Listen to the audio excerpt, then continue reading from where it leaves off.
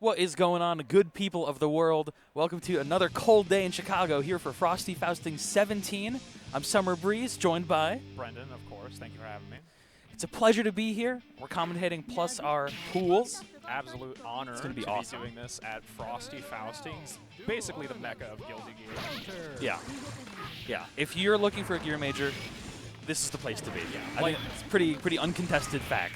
Maybe Taku, but there's been kind of some suspicion about whether or not that's going to be happening at the same time. It was very late last year, but Frosty's is the place for the gear major. Yeah, and I mean, already just going through these early pools, I just played, if you've been watching the stream, you saw me playing Get Bounced by an Axle. That was a great time.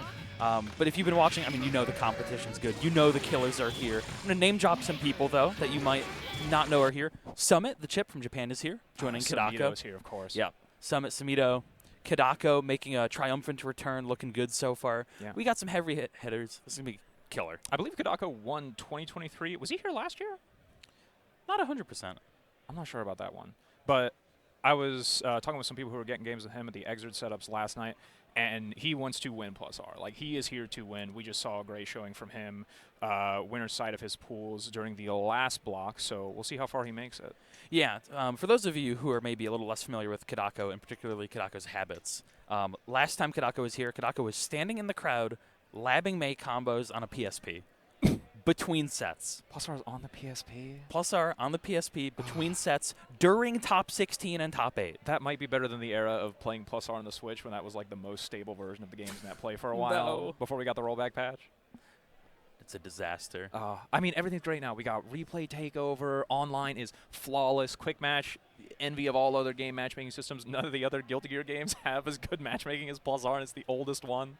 Yeah. While we're getting set up, we're just going to sing our praises for this game. We love it. That's why we're here. Yeah. We're so stoked. It is a bit too messed up for me. I'm more of an extra guy myself, but my character is evil in this game. And Venom, of course, you're a Venom player. Yeah. Mad fun. Dubious curve loops. You got all the different ball formations with D-hold sets. Tons of fun to play that character. Yeah. Really, really sick. I mean, that's the love of this game, right? It's super high power. You get to specialize. You get to dig deep. You get to kind of disappear into a character's kit and figure out what about it is interesting to you. Yeah, and it's chaotic. You know, the differences between the tech systems and Slashback and the lack of a buffer means that there's a lot more room for weird, unexpected situations. Players that thrive on improv really seem to love Plus R, I feel like, just because of the amount of freedom that the play space provides and the incredible number of situations that the game presents. Yeah, so we're getting set up with our first match here. It's going to be VIEWTIFUL out of Texas, I believe, versus ChartSol, all the way out here from the UK. I think this is welcome, a Soul welcome. Mirror. It's going to be either a Soul Mirror or Order Soul. One of the two. I am not familiar with ChartSol, but I've seen VIEWTIFUL floating around quick match a couple of times. This is a bona fide old man Soul player. He can turn on the fundies when he needs to, but at his heart, he just wants to go crazy, hit set combos and get up with DP on wake up. He knows what he wants. Yeah, he wants to party, and I respect that. This is a partier's game in many ways. I feel like we're going to options right now that we backed out of character select. Oh, yeah. So yeah, good people of the world, Twitch chat, sound off. How we feeling? We can't see you, but love to hear how you're doing, how you feeling, how you're liking the show so far. Yeah, I'm sure production will be ecstatic.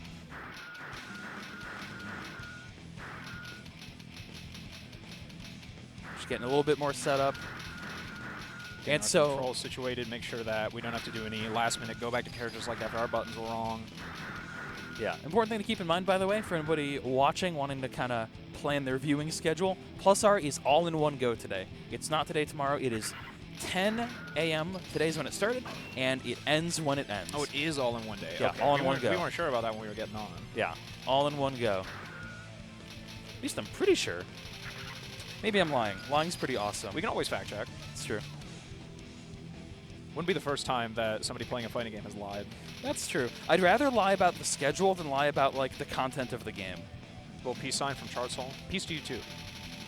I doubt this whole gameplay will be nearly as peaceful though. Let me double check. I hope I didn't lie. I was under the impression it was all in one go, but I don't know. Looks like we got the thumbs up from the players. We do a little trolling. We are going right in. This is Haas versus normal Soul. All right. Yeah, Haas Soul. That makes sense. Yeah, if any of you have been keeping close tabs on kind of Plus R community stuff as well, there was pretty recently a little team crew battle that ChartSol was part of. I don't think VIEWTIFUL was in that. Check with the 2K, tries to jump away from the gunflame. Simple knockdown into charge cancel. Yeah. Keep in mind, of course, Haas 6K, throw in Vuln, keeping the pressure up, and the Chaos dunk with the jump heavy. Okay, yeah, we're getting the goofy trades already. Robo-Ky, they have been ground slide by Haas jump heavy slide. Yeah. These are, of course, two notoriously evasive, kind of conversion-driven characters. Doesn't quite get the pickup off the 5K and misses the clean hit. But there we go again. Scramble through the situation. There's the clean hit. All right, here we go, yeah. Nice. ChartSol drawing first blood. Yeah, looking good, being super on top of these anti-airs. But I'm wondering if that's a little bit due to timing on Viewtiful's part, because I don't think 5K should be contesting those buttons. Crouching overhead into double gun blaze with some action charge in the back. Blocks the gun flame. Storm Viper gets stuck with JH. Oh, missed the dash. I think ChartSol saw that and kind of knew what to do, but missed the dash. Simple conversion off of Fafnir. Nice Man, DP. Storm Viper's through the pressure, crazy. Yeah, I think that's through Wild Throw even. Oh, yeah. Once more with up. feeling. Right, Nice. clean hit. Do you burst here? Nah. There you go, nice. That was a super scary burst. I thought they were going to take it all the way. Dead angle off. Man, that left him so close. That is an overhead. Yeah, classic vibe check. You know how it is. If you've net played, you've been there. Just keeping the pressure up though, right? Just gotta get in there. Oh god. Okay, doesn't get the clean hit. That was also very few Grand Viper hits, so that could have been pretty bad. Yeah. Yeah, catches the right stamp. Again, these two characters love to scramble. I think these two players are both down to scramble as well. They had enough meter to convert into Tyrant after the Fafnir there, and that oh god. Kill. Yeah, just a Rosal throw. Yeah, I think caught dash startup there. Color change to ChartSol. Do my eyes yeah, deceive color me? change. Yeah. There we go. Yeah, I mean, the color's pretty important for the matchup. Some matchups. This one, like Haas is not that big a deal. Nah, this is a big one. This is a big one. Really? Yeah. Nice conversion on the air there. Yeah. I like this. Just putting out constant hitboxes in the air, trying to just keep Soul in check. Because really, if you're playing a Soul who wants to party, it's really a game of containment, right? That's what it kind of boils down to. A little bit of animal handling. Yeah. Nice, I like that. Just neutral jumping with the gunplay. The crouching overhead bursts out of it. Nice anti-air. Drops conversion. Catches the tech, though. Yep. Soul Sweep putting in work. No punish on the Wild Throw, though. Okay. We go. Clean hit punish on the DP. This might be dead. Spend a little meter? Oh, not enough. If that worked, that was dead, though, for sure. Nice. Yeah. Nice anti-air. Keeping it simple, keeping it clean. Force break Fafnir whiff quickly enough. They had the DP ready for the air dash in. Yeah, Ooh, almost had that conversion. I'm a little surprised that we're seeing more incoming jump punch as well, not just for air-to-airs, but for jump-ins. But it's putting in good work. I think it's performing better against kind of the typical Soul 5K anti-air timing. I mean, I think Haas kind of has like suspect anti-airs anyway, correct me if I'm wrong. And while Soul's 5K is consistent, for the type of jump-ins that both Souls present, it can be kind of awkward to hit this character. Oh, wow. Overhead counter again. hit by the overhead, yeah. Close to stun. Keep it simple. Goes for the late air dash. Fafnir RC. Keep the pressure up. Jumps over the gun flame. Clash it. Yeah, exactly. Yeah, right see, there. Yeah, those jump punches are really, really throwing off the anti-airs here. This is the link on the 5H. Actually, I'm not sure if that was even possible at that distance of gun flame. Nice. Nice. Keeps it simple with level 2 blockhead buster. The 2D going under 5H. I mean, the Haas jump punch count has to be in the hundreds at this point. This is getting a little ridiculous. From this set alone? Yeah. Oh, nice. Charge canceling to 2D. Yeah, also no conversion off that kind of deep jump slash. Missing some pretty key conversions here, which is unfortunate. I wonder if that's why Viewtiful is opting for kind of this more interceptor style. Yeah. Dangles again. Gets out of the corner with Gunblaze action charge. Nice. Maybe looking for a tech there, weren't sure about the conversion. Yeah. Whatever's going on, I'm not liking it. These drops are a little suspect. I mean, I think it's situations like that where it's just a...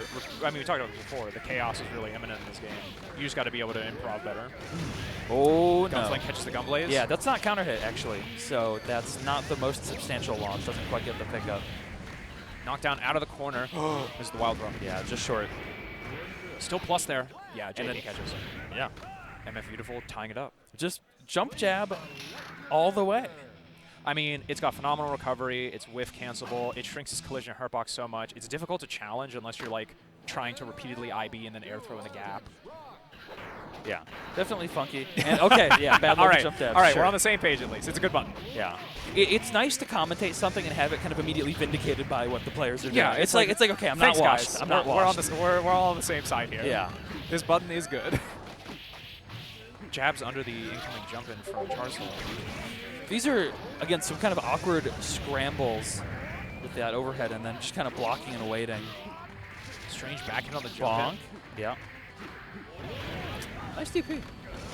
Maybe tried to charge cancel there, but kept pressing afterwards. Oh, missed the conversion. Yeah, DPRC to try and bait out a wake-up throw.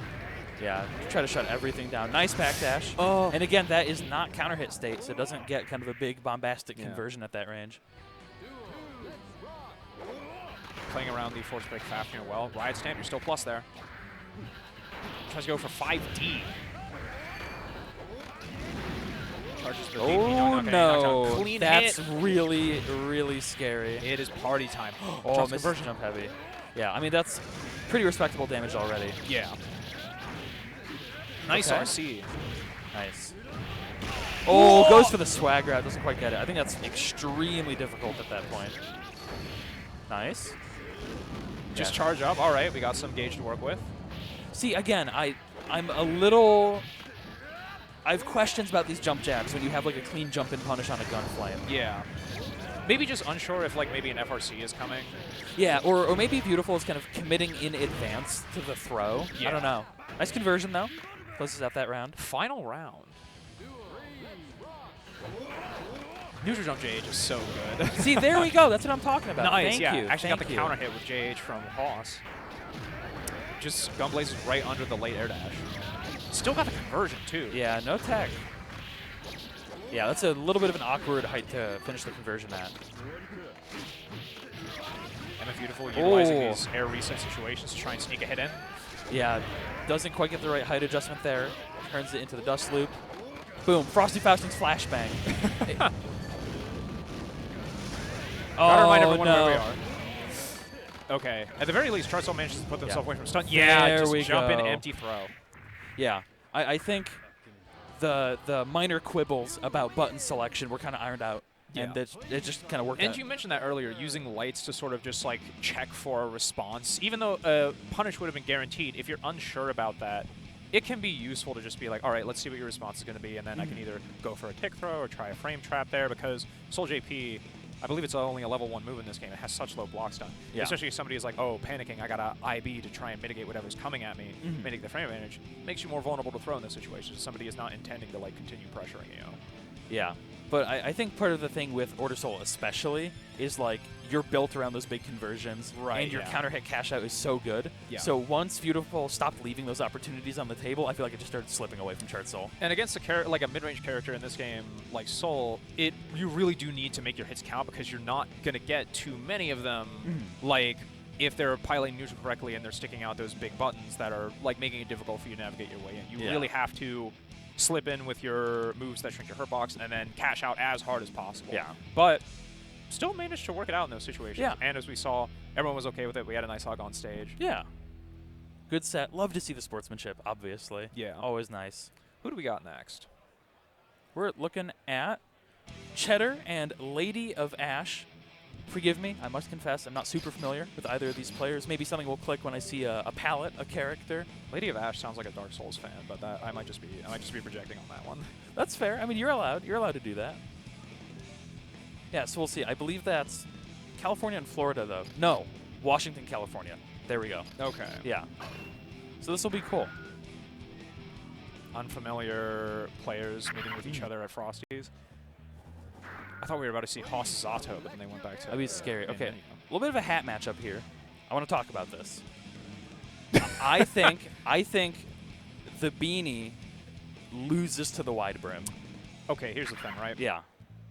This is definitely my bias showing. Yeah. I think beanies are sick. You got a tall beanie that's like got way too much room for your head. Not a fan of that one. Really? No, I think that people should just pick hats that fit their heads. I see. I think the height is the big advantage here. I think that's what the beanie has going for it. It goes over the wide brim. Yeah, exactly. And of course, keep in mind, at Frosty Faustings, there's a wonderful selection of beanies for sale. If you happen to be here. Merch plug. Merch plug. Yeah, I think our players are waiting for the OK to get rolling. Or are we dealing with controller issues? Yeah, we don't know what's happening either. Doing some unplug. Oh no, it seems like we're vacating the stage. Oh no, we're swapping. All right. Okay, okay. What's on that stick? That's a leverless IC. I believe it is. Yeah. I can't quite tell. I would love if there's like a little placard on the stream setup that said like, if you have stick art, please flash it to the camera. I mean, some people do that unprompted, and I think that's sick. Yeah. But that's definitely like, oh. I mean, some people might have kind of questionable things on their stick, but that looks fine, although I can't really tell what it is from here. I think that was my mistake when I was playing, is I didn't show the stick art to the camera. I think that was my mistake. I mean, hey, you still made it out. It's true. It's true. It worked out. I don't need to think any harder. I just should have shown the stick art. Would have given you the power up. Yeah, exactly. Exactly. Nah, I've been running my old Rap 4K into the ground for like 5 years. I gotta get a custom stick, but I just don't know when I'm gonna have the money for it. That's fair. That's fair. And at this point, I've been with lever too long to switch to leverless. So even though it's like, oh, air throws are easier, you have all these options selects. It's like I can't do it. I gotta have a ball top. Yeah. No, I'm a stick player through and through. I feel Yeah. the exact same. Hell yeah. Yeah. No, I'm with you.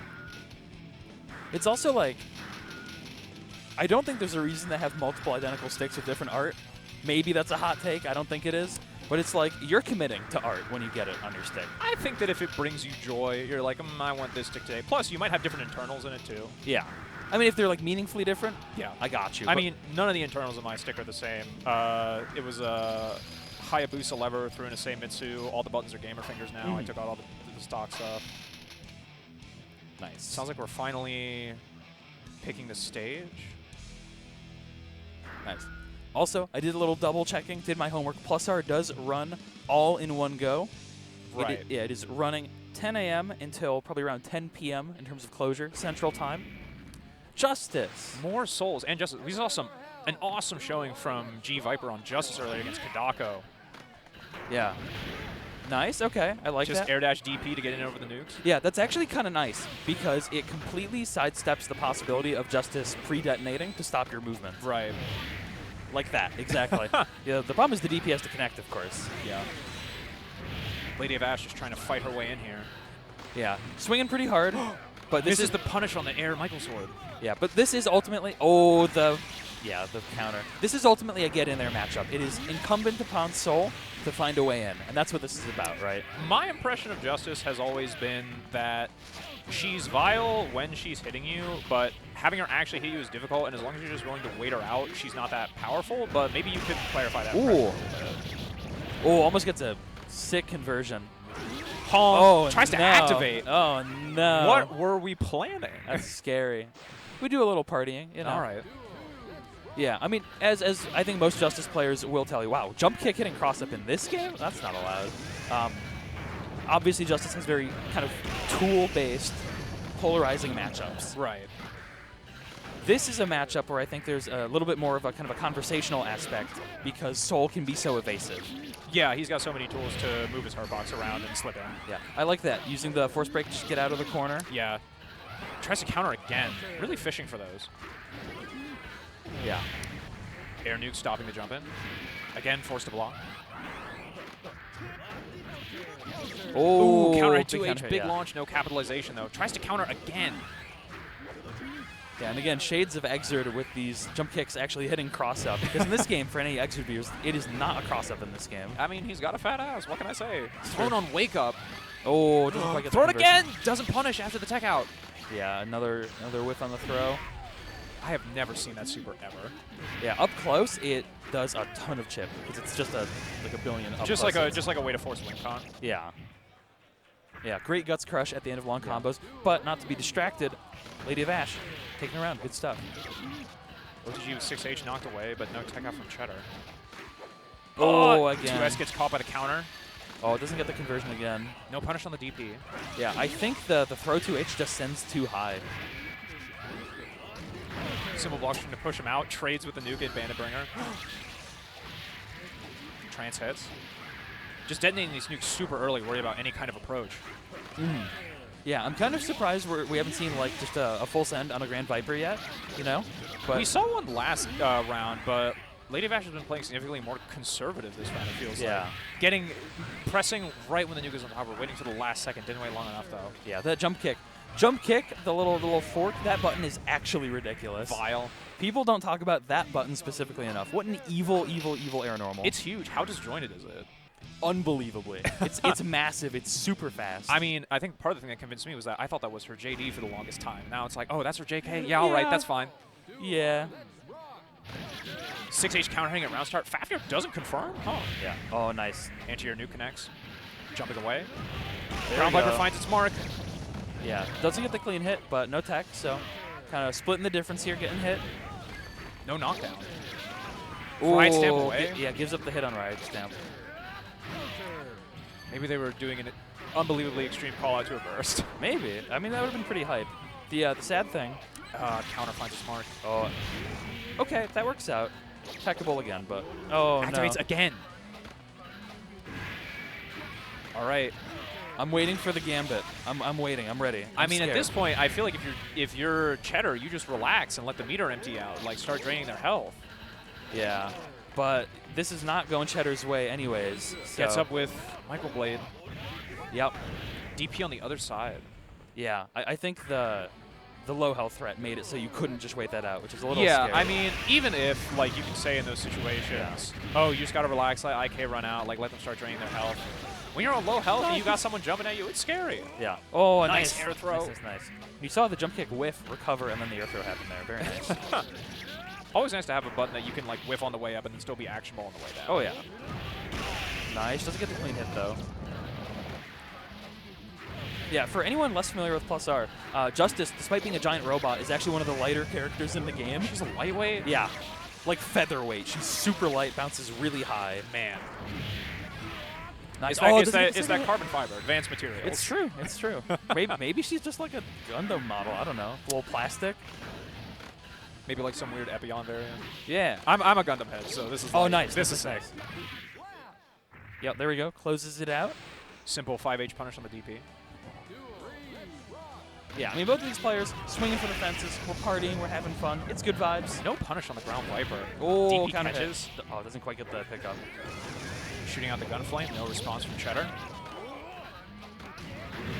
Nuke catches, but trades with Banditbringer. Who's it? Okay, LadyOfAsh was at advantage there, but weird trade on get up. Yeah, and she bounced in, which saved her a lot of hassle of getting back in. Right. Nice. Good block, actually.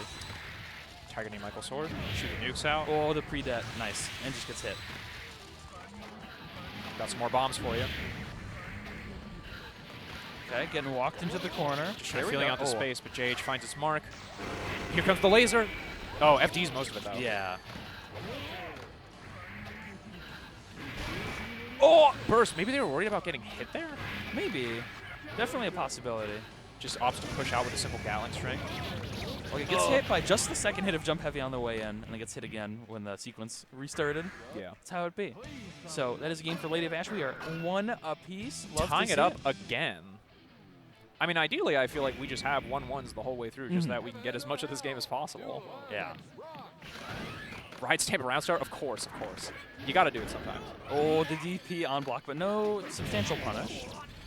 Nice. Juggling off of the nuke into far slash, even if there wasn't like a crazy confirm there, just tacking on a little bit of extra damage. Yeah, and that's kind of your building block, right? Is how can you start to build these kind of stray nuke hits into more substantial conversions? Yeah, and I mean, Plus R is such a frantic game, especially if you're learning it. It's like you need simple ways to just apply extra damage. If you can't always have the nastiest setup, the biggest conversion. Oh, no. Counter no hit. You just need ways to tack on extra damage. Oh, gets hit by the Fafnir. There's a big gap when you do Fafnir. Blocks on the Banditbringer, but LadyOfAsh rebuys. Yeah, hit by 2H, 6H. Yeah, kind of, 5D, okay, the super oopsie late doopsie. jump. Yeah, the lover head striking as LadyOfAsh lands. She's not ready. Far slash denying the jump in. Oh, okay, that's like right Laser at the center. Again. Oh my goodness. And Trance finishes it. Yeah, nice. Cheddar is on set point. OTG far slash pushing her into the corner. Counter finds its home though. Yeah, that route's not working out. I'm not a Justice routing expert. I can't say if that's because Sol is a little awkward to combo or if that's just not the right routing sense, a little too high.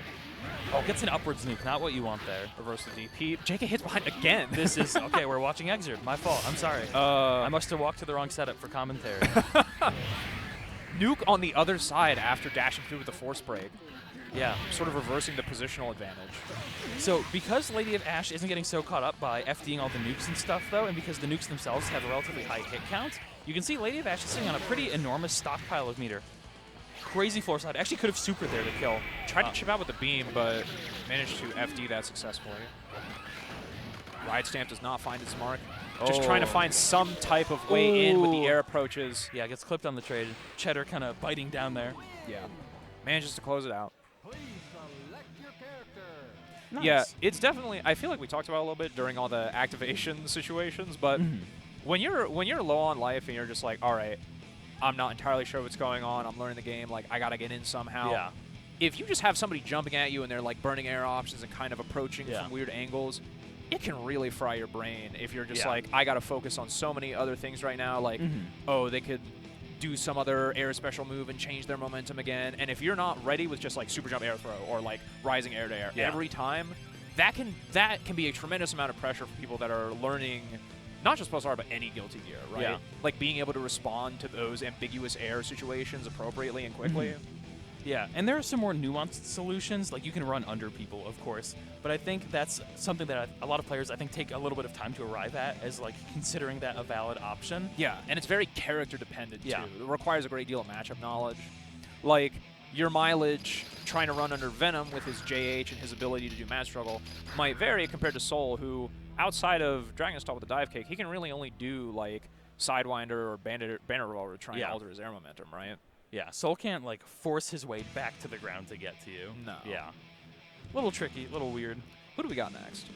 It's looking like Clarys and Saint Harri. Oh, my fault. I didn't know that the Vatican was making an appearance at Frosty Faustings. Yeah, hailing from California and Florida, respectively.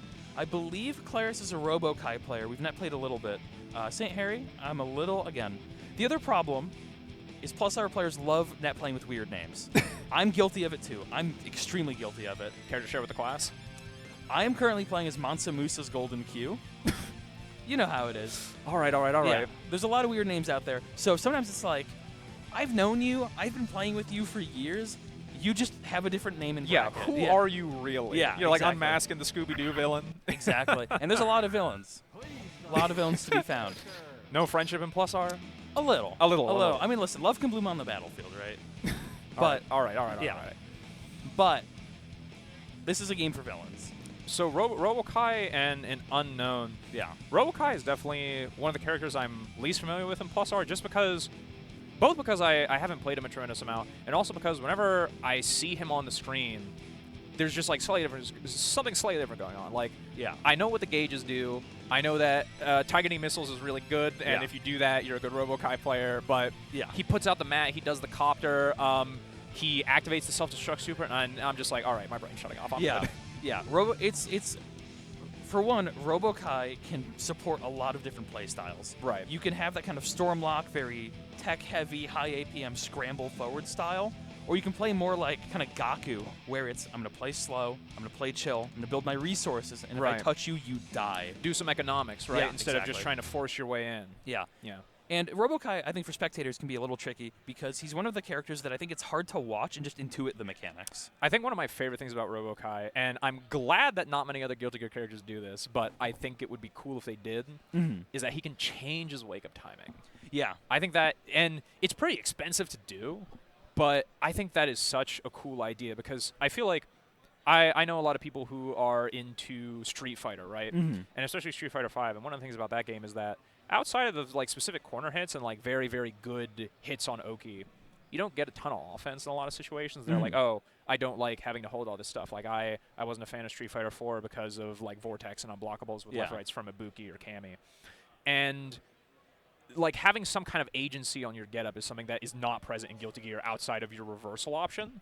So having even like different timings is a rarity, and it's also something that's so interesting to me because it's like, all right, well, you hate getting Okidon. Why don't you just pick Robo-Ky? Or I believe Bridget also has a way to alter her wake-up timing in this with game. the yo-yo throw. Yeah. Yeah, and of course, anyone remotely familiar with this game and gear at large knows that this is a very like set play forward game. Yeah. It's really about what you do with a knockdown. Yeah, everyone's got one wake-up timing depending on which way they get up, and that is it. You work around that, except for Robo-Ky and Bridget, who can change theirs for a high cost, but often worth it if it means that you can escape a setup, or even not even escape it, just throw off your opponent's execution of it. Yeah, and especially against kind of projectile set play characters, it can be really problematic because, for example, if Eno throws Note and you delay your wake up, the Note just goes right past you. Yeah, exactly. You're fine. All those like 2 or 3 hits you need to block, now you're good. Yeah, so it forces a lot of characters to adopt a more kind of manual Oki style, with like meaties manually watching your wake up and doing kind of a weaker but reaction. Focusing a lot more on the situation rather than just autopiloting a setup. Yeah. All right, Robo-Ky versus A.B.A. Love to see it. Yeah. Two really scary characters in completely different ways. Yeah, I mean, Robo-Ky just has the element of chaos on the side, and A.B.A, if she just touches the gold burst. Oh no. Yeah, and you can see Robo-Ky also, watch for that map. It gives a Robo-Ky meter when he's sitting on it, which is really important because Robo is extremely meter dependent and operates in like these meter chunks that you're seeing, right? Right, yeah. Nice wake up throw. Benefits quite a bit from IB as well for that reason. Yeah, because you get proportionally so much more per IB. Right. Holy smokes, that missile was locking them down for so long. Yeah, and running a little low on the A.B.A gauge though. Nice, he grabs out, converts. Yeah. Cashes out, gets a little bit of health back. Yeah. Really Here come the missiles.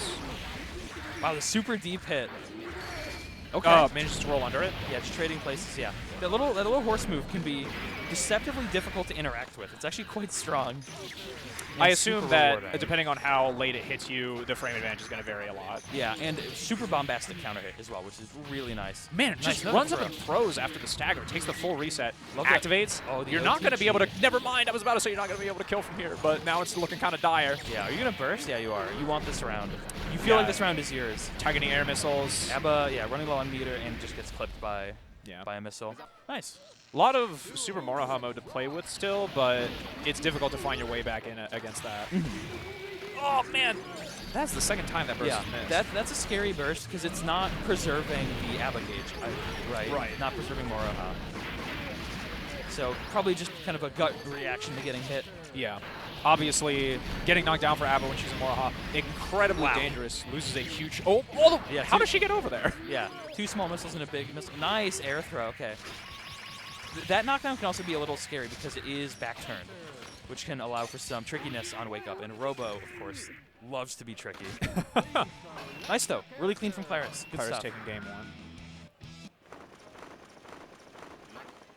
Yeah, it feels like St. Harri just didn't get started, didn't kind of get the ball rolling in that kind of A.B.A steamroller capacity. It kind of felt like a tremendous amount of what was happening was just coming down to a loss in the scramble situations, because we saw plenty, like we're seeing on the screen right now, we see plenty of good conversion game and pressure from St. Harri using some tricky resets and stagger situations, but that chaos that Clarys is creating, just making it very difficult to try and maintain momentum. These air throws are nuts. Yeah.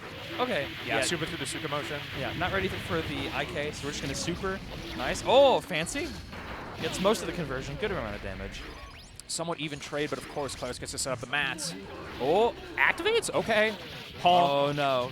This is bad. Here's the skip. Okay. Okay, deactivates. All right. Yeah, we were not intending to activate there. Nice. Yeah. Okay, Robo sitting on so much meter, though. Just another air throw. Yeah, spotting these gaps. Recognizing the awkward situation on wake up. Clarys on set point. Yeah, nice. Simple jabs. Roll in for the throw reset. Key grab finds its mark. Not able to confirm a knockdown. Nice air-to-air from Clarys. Yeah. And another nice air throw. Okay. I mean, they're incredibly good at sniping even just their air-to-air game has been excellent. Command throw after Suka motion. Yeah. Oh, taking the opportunity to put the self-destruct. I don't think we get a conversion into the self-destruct. Oh, maybe we do now. 3, 2, 1. Is it time? Oh, I got the IK off, too. A little disrespectful from Clarys. I mean, they earned it. Their air control that game was excellent. Their ability to capitalize in those scrambly situations was top-notch. It's true. Yeah, just clean. Looked really solid in control. I feel like we're at the point in like every Guilty Gear's life cycle where, like, it's fine if you get IK'd. Like, most of the time, no one really cares. Yeah. Like, it's a part of the game. A lot of times you confirm into it, it's sick as hell. It's like, all right, this was optimal. Yeah, I'm playing around your burst, making sure that this scale conversion is able to kill you because it can round to IK. Like, it's just cool. Like, it's not even a matter of disrespect. It's something that's showing, like, oh, I have the knowledge and the situational awareness to actually make this land. Yeah. For what it's worth, though, I think that was pretty darn disrespectful. You know the detonate's going to OTG and kill, so you pop IK right before you go. Oh, From yeah. Hell's Heart, I stab at thee. Activating you know? in that situation, that's tough. Toxic. I respect it, though. It's a good hustle. Who do we got next? Spatulator and Andrew? Andew. Andew. Oh, my Andew. fault. Yeah. Spatulator's an awesome tag. It's pretty beast. Andew, local. I believe I ran into Andew at a concert a couple weeks ago. Really? Yeah. You're from around here? Yeah, I'm super local. I drove Nice. 20 minutes to get here. It's, Oh, incredible. Let me tell you, living close to Frosty's, pretty nice. Beats my 14-hour drive. Yup, it sure does. Sure does. Yeah, so Andew is an Order Soul player. I believe also plays Soul, but privileges Order Soul. Spatulator, I'm less familiar with. Hailing out of North Carolina, though. Oh, okay. North Carolina is kind of I don't even want to say sleeper, one of the kind of plus art nexuses for this game. Really? Yeah, some really, really strong players out there. They've definitely shown up in force. Oh, this is going to be double Order Soul, I believe. Really? Hoss Yes. All right. I believe this is going to be double Order Soul. You said you haven't heard of Spatulator, correct? Well, this is awkward because Spatulator was in my room last night, but did not introduce me to themselves by tag. So, okay. Hello, nice to meet you. Good to see you again. Good morning. After the fact. If you watch back the VOD, you'll hear this. Yeah. You know, a day late only. This is a friendly reminder. If you attend majors, please introduce yourself. I was going to say, everyone here is friendly. We're all, like, fighting game players. We're all going to be a little bit awkward. Ooh, I It's called cool. it. Yeah. Because it's really about hanging out, right? Yeah. It's about hanging out. Even if we're all here to kill each other, we're doing Yeah. it in a friendly way. Yeah, and for anyone who would like to know who's who, that's Spatulator in the blue and red, Andew in the darker, more subdued red and gray color scheme. Very patriotic colors from Spatulator. And we're just going. It's Gunblaze, it's Jump Heavy, it's 2H. All right, you know, burst we're out of the cruising. Gunblaze. Spatulator's still hanging on to his burst. Yeah, this is going to be pretty frantic. I'm relatively familiar with Andew's playstyle, which I think is pretty high tempo. I think a lot of Order Soul's bias towards that. Yeah, of course. If you run into buttons at high Nice. tempo, that can only spell your doom. Yeah. Yeah, gets the knockdown with the level 2. And the action charge. FRC's block headbuster. Oh, yeah. Wow, manages to just avoid the 5H punish. Yeah, action charge FRC, though, keeping it safe. And we go again. There's the burst from Spatulator. Yeah, just trying to force the in. All right. Trading rockets. Why not? And so, Order Soul is a character. Nice. Gets Nice the link on the IAD. Yeah, it's the super jump instant air dash.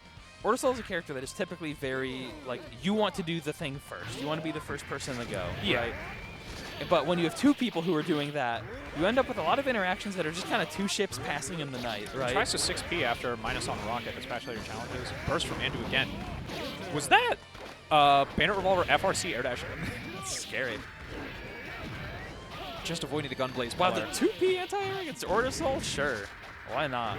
Oh, just these staggered jabs trying to check the block. Punishes the action charge. Yeah. Nice link, super jump ID JK. Yeah, didn't have meter for the FRC, but did the action charge, which just created a counter hit state for a Spatulator to capitalize on. Still plus there. Oh, I think he wanted to throw there, but Andy was a little out of throw range. No knockdown on the Storm Viper. Jumps the Force Break Fafnir. Nice, yeah. Yeah, so Order Soul, outside of a certain range, the primary threat is actually overhead because of the Bandit Revolver. So Force Break Fafnir is kind of that vibe check low, and if you get counter hit by it, you are going for a ride. I was always under the impression that, like, the Bandit Revolver overhead, you can just IB that and you're fine. You just have to be, like, looking out for it. And Yeah. then you default to low most of the time because how fast is Bandit Revolver? I want to say it's like 19 frames. It's relatively fast. I get totally owned by it, but, you know, that's how it be. One of our locals in PA is a Holy Rosso player, so I've gotten somewhat accustomed to trying to react in IB to the Bandit Revolver prototype. Yeah, it's a lot scarier at the higher levels. Oh, nice. Yeah. Oh, it just runs under the burst, yeah. When you have a lot more to mix in, obviously, even slower overheads can still be very threatening. Yeah. Taking some stream base. Counter There hit we GH, go. there it is. Nice. Gets the Bandit Revolver 2 conversion as well. Really nice. All Set to right. full screen of counter hit JH. Managing Yeah. to make some space. We're back in the corner already, though. All right. Yeah. Good stuff. Oh, there's gets Force the, Break no Fafnir. counter hit state though. Again, Gunblaze is not counter hit state. Is it crouching punish at least, or? I believe so. Yeah. Okay. Oh wow. she passes Gunblaze through is each other. past the rocket. Nice.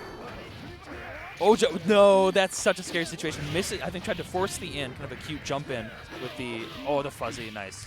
I mean, we've seen that trick from Andew a few times though, with the Banner Revolver action charge high in the air to try and bait out a bad anti-air.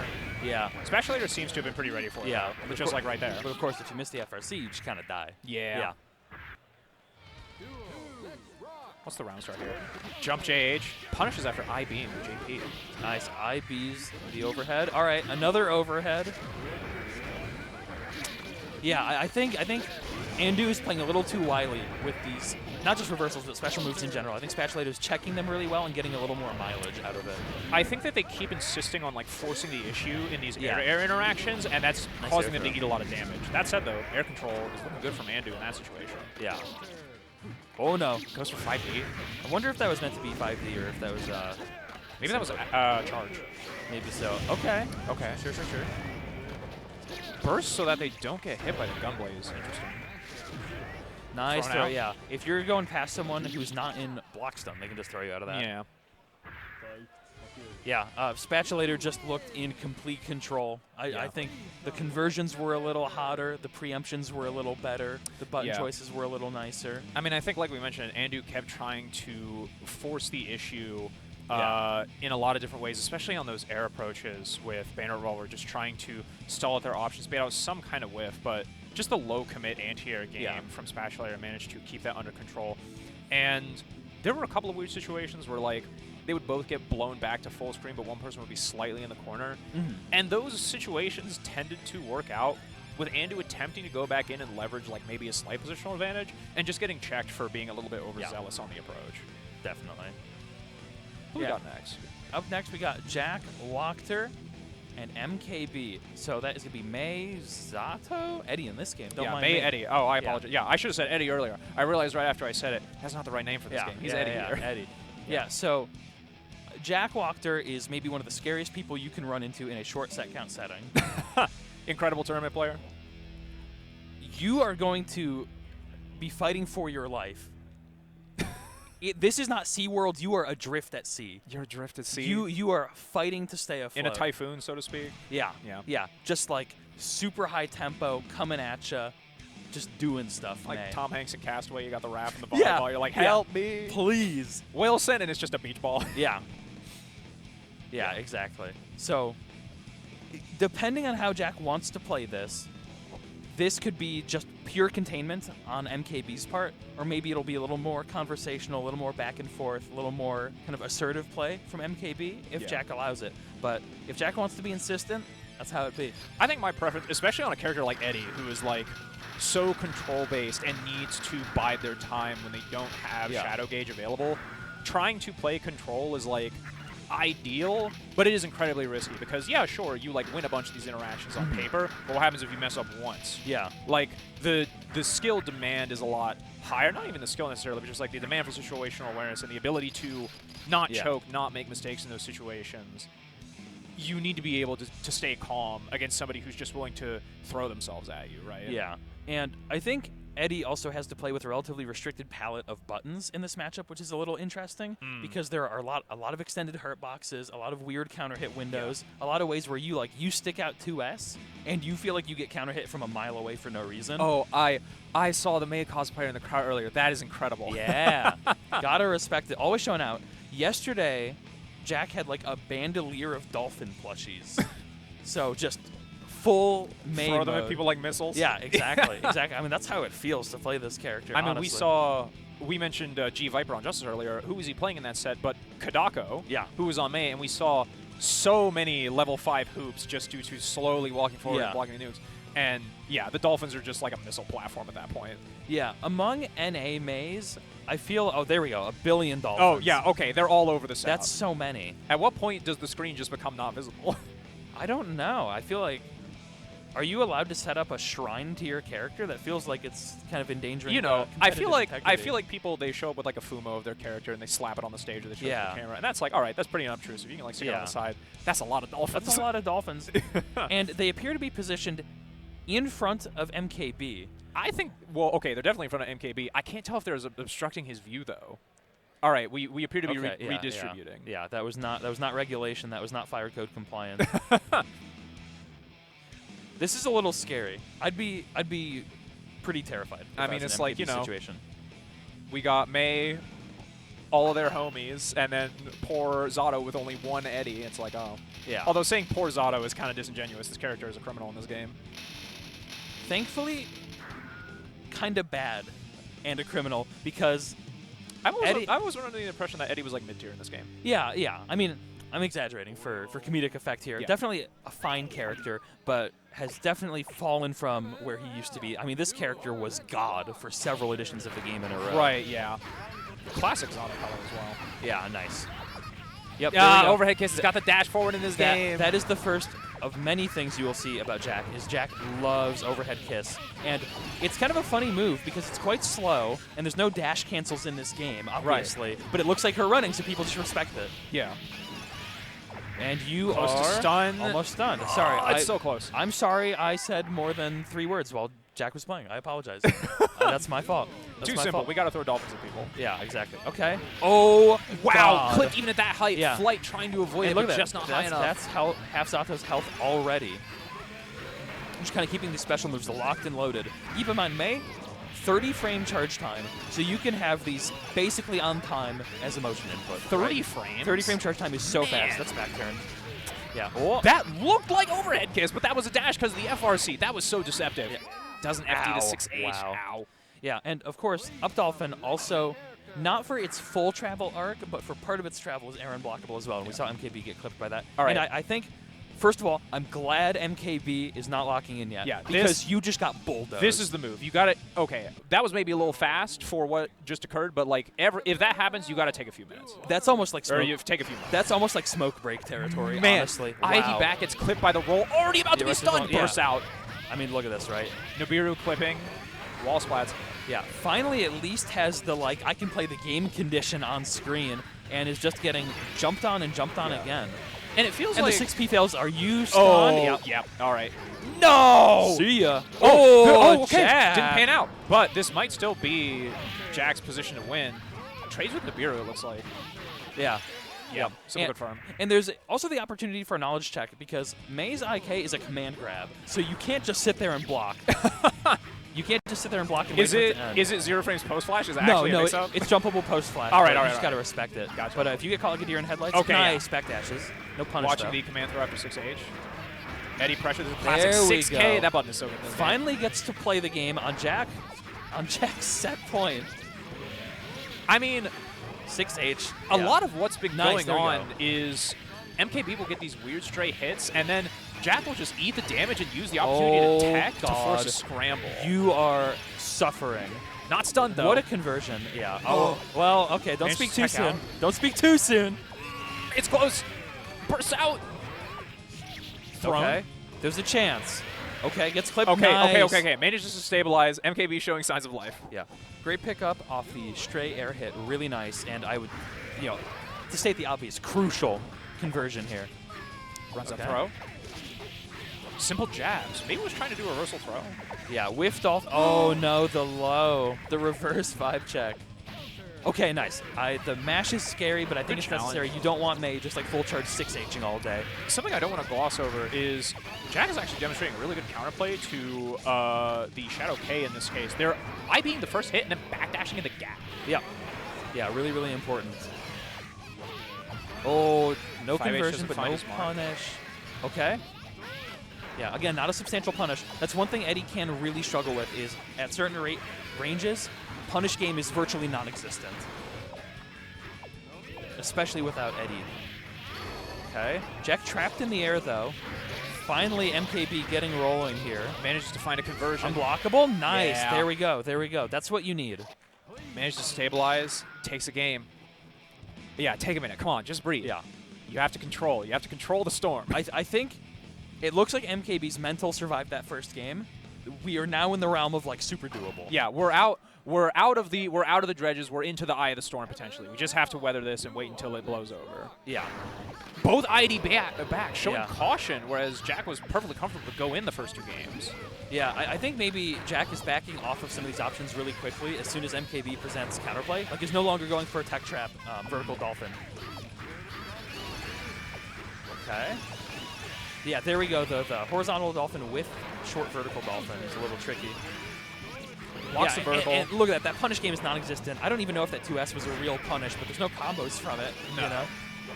It's really just a way to try and stop people in neutral, or maybe Yeah. Oh, fish for a wow. counter hit confirm. Yeah.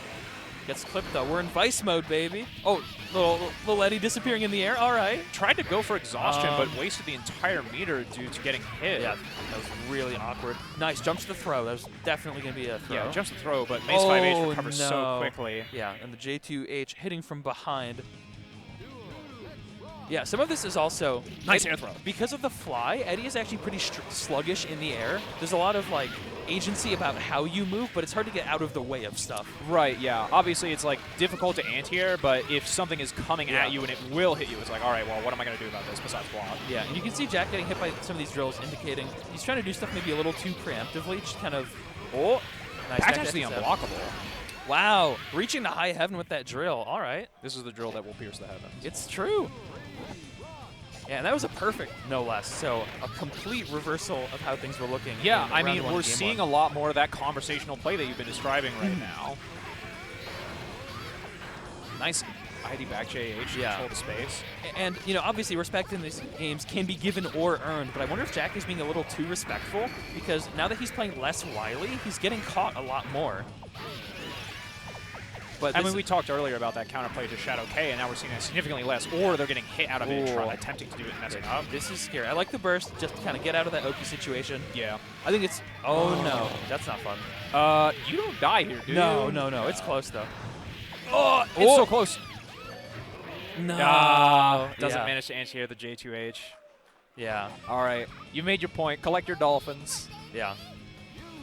I think without the Dolphins, MKayB wins that. I'm just being honest. Every time they went back to character select, they're just all staring at I mean, him. how do you escape?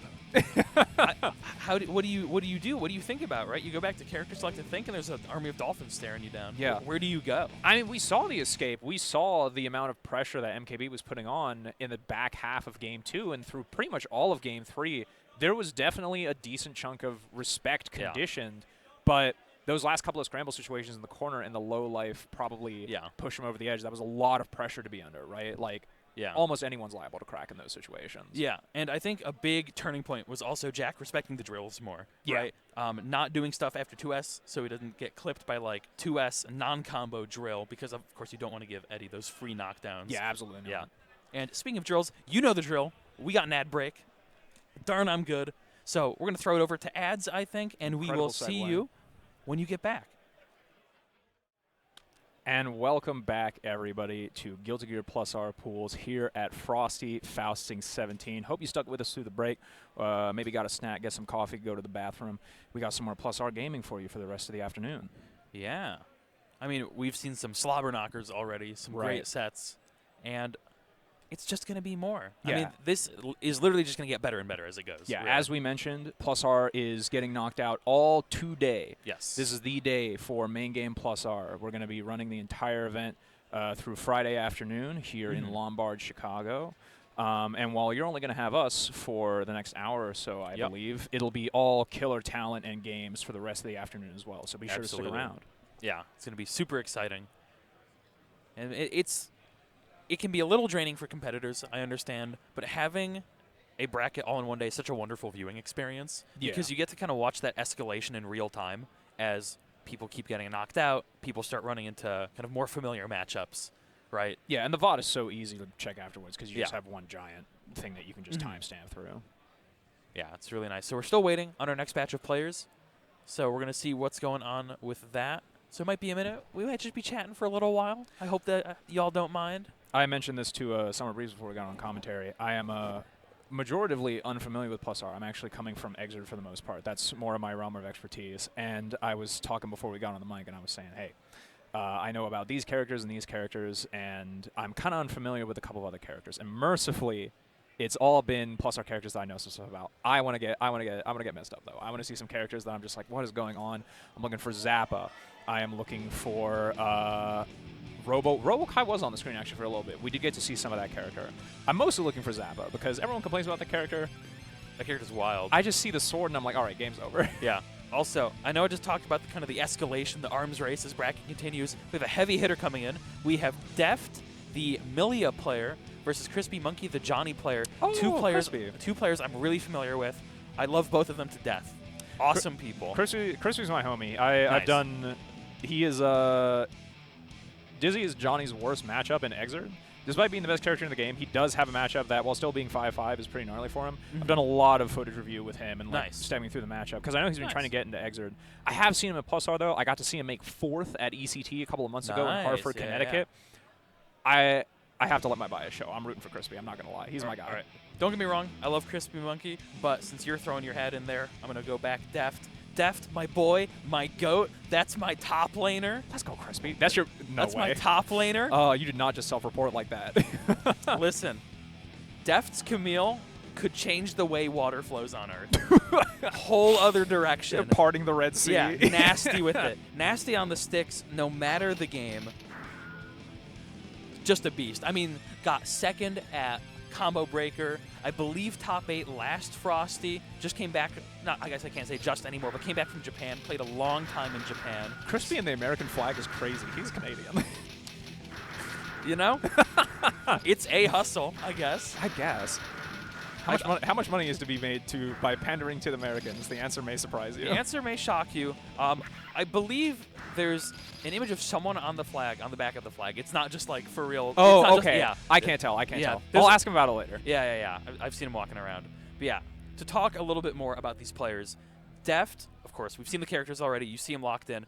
Deft plays a very exacting, kind of high-tempo style of Millia, which is really exciting. Right. But I don't think has kind of fallen into that like black hole of character specialization where it's just like you can do a billion high APM crazy things, but you can't really play neutral. Deft has a great neutral. Right. Super solid, really just like methodical, careful. He'll pick you apart if he finds an opening. Right. Unwilling to be consumed by the vortex of Vortex, not trying to necessarily master every character-specific set and conversion, but just being able to still pilot neutral while making blocking very difficult. Yeah, just super solid, does all the right stuff.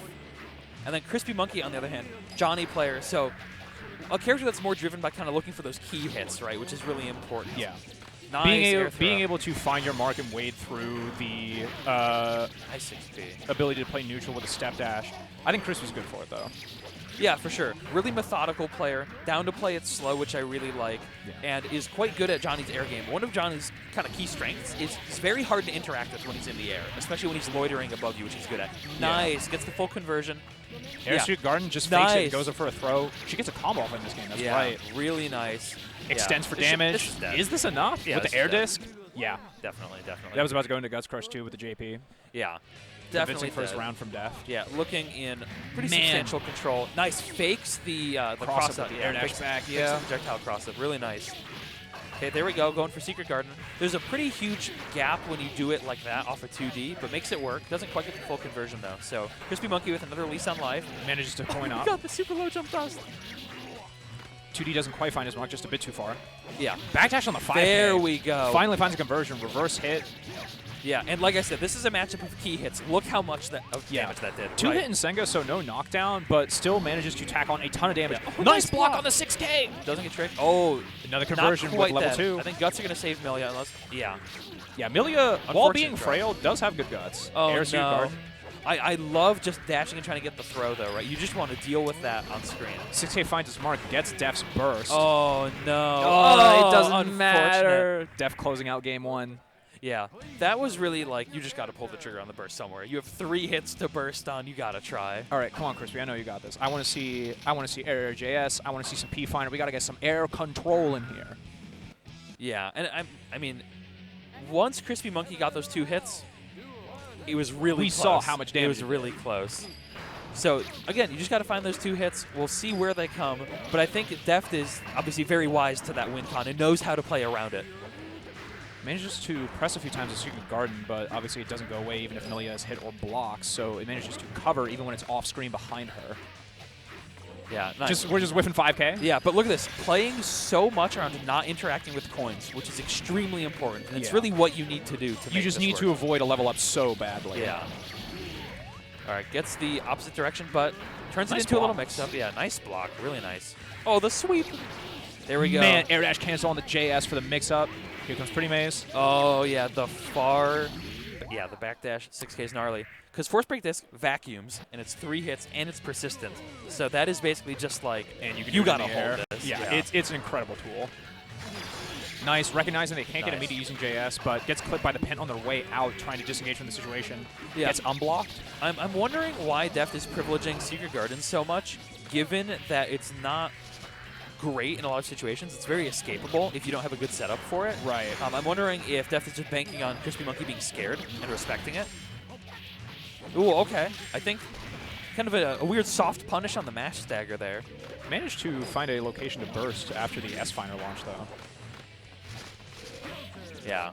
Catching the dash up. So close to making this work, right? Okay. Wow. I like the RSC to stay in there. Gets the level. Has to try and find this hit, though. Yeah. Oh, wow. Yeah, just getting... 4 dashes in Oh, the 6 hard baiting the burst. Giga hard bait there. Oh, no! That is super Has to untechable. burst. So that was, yeah, that was...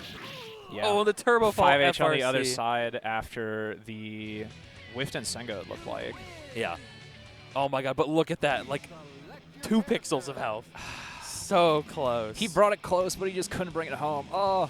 Yeah. Okay, okay. We're going to see the display of the flag in a moment, I think. I think that's what's happening. I'm a little scared. Oh, wait. That was winners finals. Do Yeah. we continue here? Or are we still first to 2 even in pools? I think pools are still first. That was yeah, 2-0? Yeah, okay. it's 2-0. First to 2. Yeah, we're out. Man. Yeah. All right. But hey, still in on loser's side, and I know he can make the run back. I've seen him play Plus R, and Yeah. he loves that game. And even though Johnny is like a lot more awkward to pilot, you know, you end up spending a lot of meter just to kind of complete your conversions with Nsenga FRC to ensure you only get the first hit. Yeah. Still incredibly threatening character. We saw, even when he's not getting the knockdown, his ability to threaten space and apply damage when he Yeah. actually does hit you is incredibly scary. Yeah, absolutely. Yeah. Who do we got next? Yeah, up next, we got Alzarath out of New York, one of the TSB folks. Beastly, kind of old-school Testament against Badoor, all the way from Saudi Arabia. Oh, yeah, Badoor. Yeah.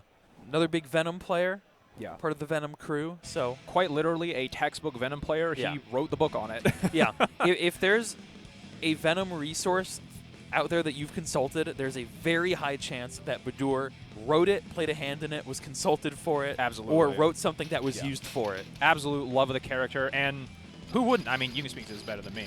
Yeah, I mean, Venom is just a character with infinite depth. He's so sick. Yeah. He's so exciting.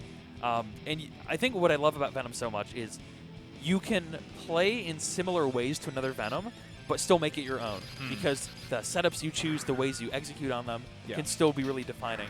And Badoor, I would say, has a little more of kind of a tech-heavy lean, plays kind of slow, kind of grounded, and then once he touches you, you're going to see stuff you've never seen before. Yeah. And I mean, even beyond the in-depth stuff, right? Like what kind of setups you choose, your ability to know character-specific routing, even just the way that you navigate in neutral, Yeah. your willingness to maybe fall back on normals a little bit more, or how much respect you can impose on your opponent to actually set up balls and create some more advantageous situations for yourself in neutral, actually enforce some plus frames off of your normals. Yeah. Even that kind of decision-making, while not necessarily as complex to execute, takes a lot of matchup knowledge, game knowledge, Yes. and experience to actually like make those snap calls Yeah, on. exactly. And there's kind of a continuum of these very like fundamental grounded far slash Venoms Right. into these more like kind of almost jazz-like free-flowing Venoms. And I think most Venoms can place themselves on that, or where they aspire to be on that. Right. Yeah. This matchup is interesting. Interestingly, I think the neutral is not too bad for Venom, despite Testament being very strong, but the reward differential is really what defines this here. Yeah, I think that Testament having a much easier time converting off of their pokes into threatening mix-ups, whereas a lot of what makes Venom's neutral powerful is just his ability to return back to neutral very easily and not necessarily be punishable on minus frames. Yeah. But you see the way Alzarath is opting to play this, not really going super crazy, just kind of playing a little patient, waiting for Badoor to run into stuff exactly like that. Wow, the double tree. That's actually really substantial damage. kind of let you hang yourself style, right? Yeah. Content to just set up, play chill. Very old school. Very old school. We got 3 dolls to work with, and the net is still there, I believe. We got one farther in the back as well. Yeah. Yeah, and there's the tree. Badoor's just stuck. I mean, what do you do, right? It's so difficult. Especially for Venom, who like has decent buttons to challenge with, but can struggle a lot to actually escape pressure situations. Yeah. Got the electric ball in the back, still present. Mistimes the media, though. 6Ps it forward. Sets up another thing on the minus frames, jumps into the net to get it off the screen. Yeah, and the other big thing here is Beast, obviously. I would say Beast is most domineering in matchups like Justice, right? But it kind of plays a similar role here, where it dissuades Venom from kind of just getting that neutral ball rolling, no pun intended. Not even like a piece of lockdown so much as it is like a counter-zoning tool in some respects. Yeah, and the reward is quite substantial, as you can see. We see balls dragging down. Venom all the way into mid-screen and knocking down on counter hit. Yeah. I think Badoor's missing some dashes here. A little unfortunate. Being able to release it at a critical moment is a important skill, looks like, in this matchup. Again. Jumps to the tree. 6H doesn't quite find his mark, but manages to clear the net. Yeah. Yeah, you land before circular. Oh, but and again gets clipped, No right? conversion. Oh, the ball messed up that knockdown. Yeah. I think the other thing I don't want to say this is the character doing the work. Alzarath's playing this really clean, and in particular, he's good at avoiding being like corralled around the screen. Nice, the over the shoulder. Yeah, using the extra blocks from the rebound to reset into 5D, catching Alzarath off guard. Yeah, that all just comboed. That was a really funny sequence. Love to see it though. Charge Carcass. Yeah, H-Carcass is a little scary. Alzarath's not going to respect that. Alzarath also regional with Andew, another Venom player, so got to be a little careful. I think the Venom player I've seen play plus R the most is probably Black Snake. Yeah. Oh, yeah. I mean, God King Venom. Okay, let's see. Do dead angle. Yeah, nice. Yeah. Waits for the hit from Testament to make sure the dead angle is oriented the right way. Using jump JH to redirect the balls into a place where Alzarath was going to be Blocks on screen. the fake low. Oh, my God, Alzarath. Chill. Yeah. Forced to give up some offense, though, because of the slower upper ball, which is nice. Counter FRC, Ooh, but nice. Badoor is not having that chicanery. Yeah, Badoor's looking more in charge here, taking more insubstantial hits, which is really important, and I think being a little less insistent on offense. I think recognizing a little bit of setup, like literally the physical setups we're playing on, a little unfamiliarity with the setups themselves, and just playing around that really well. Yeah.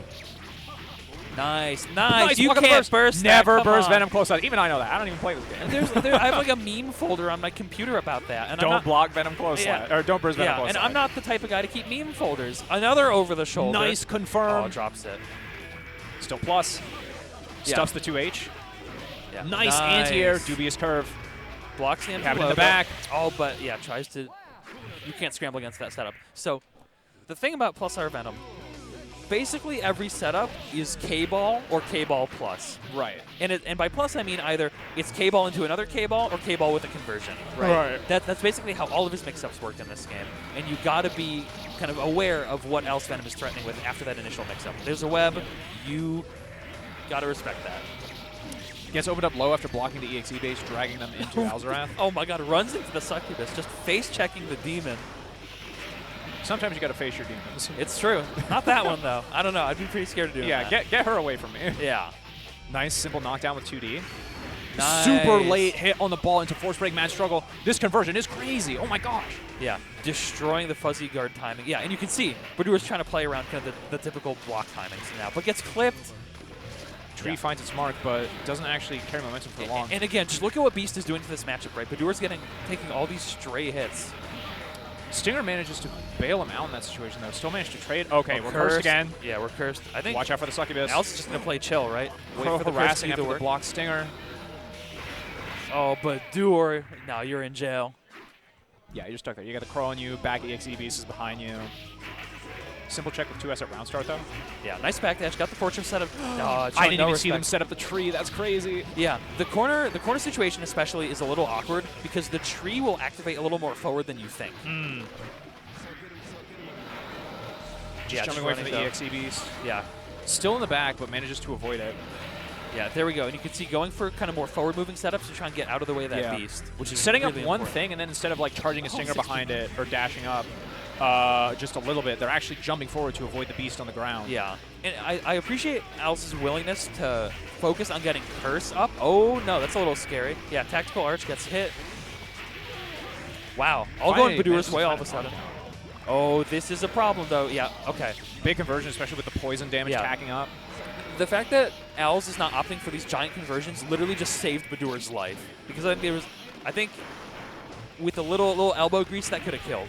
I don't know if you saw that. Badoor block string into heavy double head morbid, and it avoided the succubus attack from the curse. Yeah, really nice way to get forward and move. Excellent awareness. Oh, nice. The counter hit ball allowing Stinger to find its mark. And while there were a lot of scary looking moments for him there, Badoor managed to end up keeping in control at the end. We talked about earlier, you know, being able to play well under pressure in those low life situations and just stick to your game plan, make sure that you can actually keep things under control, and importantly, adapt to what your opponent is doing is critical, and that was a textbook example of that. Yeah, and I want to invert one of the things I said to contextualize the matchup.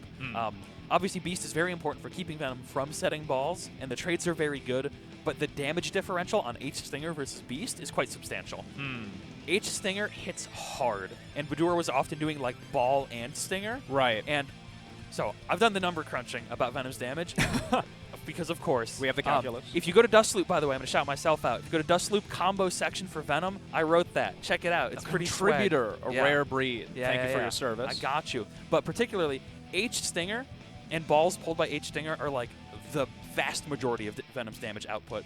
So I think Alzarath was content to take these trades, kind of assuming they would eventually resolve in his favor. Right. And they just didn't because of the damage. You know, you think of trading with Venom, and it's like, oh, I'm going to trade with 2S, it's fine. Or like, oh, maybe I'll like trade with a Far Slash and I 6P it bad. Like, oh, it's okay. That's not a big deal. And then you trade with H-Stinger, and you're like, I just lost 10% of my life for nothing. Yeah, and interestingly, Alzarath was not going for super beast-heavy pressure after knockdowns. No. Was opting really often for like 2D OTG Curse. Yeah. But that's a little tricky. Obviously, Curse is very strong, but you don't want to give Venom even like a finger on the reins back. You don't want to let him have that agency in the matchup. And we saw in a lot of those situations, even when the curse was on him, Badoor had the awareness to kind of play around it, like using their movement when not initiating block strings. That trick at the end with double head morbid to avoid the curse attack while still managing to keep a little bit of pressure on Alzarath, who was trying to back up and create space there. Yeah. That kind of awareness is an adaptation is key to pulling through against a character that can create so much like mental strain with all the different things that they place on the screen, like Testament can. Yeah, exactly. And I will say, for what it's worth, that matchup is a ball. It is so fun to play. It is so interesting. I think it is one of the most I'm going to use this word a lot because it's how I like to describe this. It's a very conversational matchup. Yeah. You will really feel like you are talking to the Testament player through the options, and it's really fun. It's just enjoyable. All right, let's see. Who do we got next? That is going to be mightyjoey, Faust player. I think primarily a Persona player, actually. Okay. But really nasty Faust. Super good. I think actually recently beat Elven Shadow in a net play bracket. Wow. So nothing to sneeze at for sure. Of course, in person, that's the where man, you put your money where the your man mouth with is. the bag himself. Yeah, exactly. But very, very strong Faust. And then Clarys, the Robo-Ky we saw earlier. Yeah, back up on stage. I recognize some of the names you got later down in the bracket, but I'm not going to spoil anything. Yeah, for no the spoilers, viewers. no spoilers. So this is, Faust versus Robo-Ky. All right. Man, Faust is demonic in this game. Faust is pretty evil. His Far Slash, like, stuffs jumps. Really evil character, and so the mightyjoey will unravel layers for you, and it's really a matter of where you end up, right? It's do you get kind of gate capped by like Far Slash item toss, right, or are you going to get picked apart on offense? Right. Item throw, throwing a 2H, scalpel. Yeah, another scalpel. You see, just playing the range game, right? Yeah. You don't really want to box with Robo because of the high reward counter hits. Yeah. Yeah, and the 2K super low to the ground, which can be awkward for Faust's J2K pressure. Of course, if you give Robo-Ky too much space, they will just set up the mat, start building their economics, you know. Yeah. But I love the simple evasion from mightyjoey. Just, I don't like the situation. I'm going to leave. Meteors here, no conversion. Yeah, misses the link as well to get the knockdown from that. Using that 2H into 5P rebeat to maintain some plus frames even at a long distance. Yeah. Yeah, that horse looks safe. Yeah. This is a little tricky, though, because, again, Robo's counter hit reward can be quite high. You don't really want to box with that character. There we go. Nice respect on the DP. Great combos into combo the bomb, too. Didn't have to adjust too much, but good awareness just to tack on a little bit of extra damage and end of the knockdown. There we go. EX Oh, my Pogo, God. incredible response. Copters out. Yeah, jumps right onto a missile and the 5H. Base the dead angle. No punish, though. Here comes the missile. Got to rebuild some meter. There we go. Oh, nice block on the burst. Okay, we're going to see, yeah, one more chance for both players. Sets up the mat again, just trying to build some meter. Oh, the coin. Oh, my God. Nice. Blocks the DPRC. Yeah, blocks the TKDP. I think MightyJoey hip to the fact that that's kind of the round ender. Again, playing evasive, playing for space. Oh, God. Lets the bomb do the dirty work. Nice. I mean, clean hands. That's a relatively risk-free maneuver when you've got 50 bar to work with, but we had a single pip on the gauge down there. And I think it's worth saying, to my knowledge, MightyJoey is a Teddy player in Persona. I should have clarified that. But I think maybe that didn't need to be said after the Faust pick was locked in. I mean, I know people that play item throw characters in one game and then stick with something else. Nice. There's the coin again, sparing MightyJoey from even a hint of Robo-Ky's offense. Interesting hit on the hurt box. That was 6H with the steam, correct? Yeah. Yeah, that's what I thought. Okay. Chainable 5K? Yeah, we got so much. That 5K is medium key ridiculous. I think, I don't know if that was a throw bait or a whiff throw. A little tricky situation with the 5H. Staying patient through the item throw, just using the space to set up some missiles. Yeah, nice pickup off the bomb bag. So close to dead. But she's still in it. Nice. Oh, the detonation. But Cutting again, the string short to block. Yeah, mini Robo. Oh, you got killed by the mini-me. I was going to say, I trust no one but myself. Well, you might have to rethink that. Yeah, it's trust no one, not even yourself. Color reselection from Clarys. I was going to say, this is what we were on earlier. I like the color. I like the pink sword. Oh, no. Double bomb. I think Clarys saw that bomb conversion was going to happen on MightyJoey and started to run in and then just got hit by the bomb. I mean, tight FD breaks are hard, especially when you're not quite sure on the timer. Yeah. And there's always that interplay between, like, is this my interaction to take or not? Right. Yeah. Trying to work their way out of the corner through these minus frames on scalpel thrust. Yeah. And I think MightyJoey seems pretty confident that Clarys is engaging on the ground a lot because I don't think you would double scalpel if you thought they were going to jump. Right. She has definitely been playing a lot on the ground. Oh, the nice double EX pogo into going my way. Simple jab, check it round start. Oh, the counter hit 2D. Yeah. Scalpel thrust doesn't find its mark, but that could have been big damage. Nice, there we go. That's what you're looking for. Big damage, taunt for meter. 5H fishing with that big counter hit. Oh, tries to let the bomb do its work, doesn't quite, but I love what she's cooking here. Yeah. I feel like MightyJoey should have taken way more damage for how badly he's been hit. Yeah. Oh, God. Speaking of damage, though. Everyone gets hit by it once. Everyone gets hit by it once. Pogo with poison, and that was like a quarter of her health. Oh, my God. Simple far slash, checking after the horse. Yeah. Yeah, gets clipped. Oh. Maybe looking for a jump out there. Yeah. Bomb is still in play. Yeah, it doesn't quite. Oh, EX Pogo again. No. They have these conversions? Yeah, you got to burst. Yeah. MightyJoey do be having those. Oh, my God. Door. Oh. Was that door RC into air throw? I don't even know. I blinked and I missed it. Forgive me. He was just on the other side of the screen and chucking him. That was nuts. Scary. Yeah. MightyJoey cleaning it up 2-0. Yeah. Clearly. Very locked in.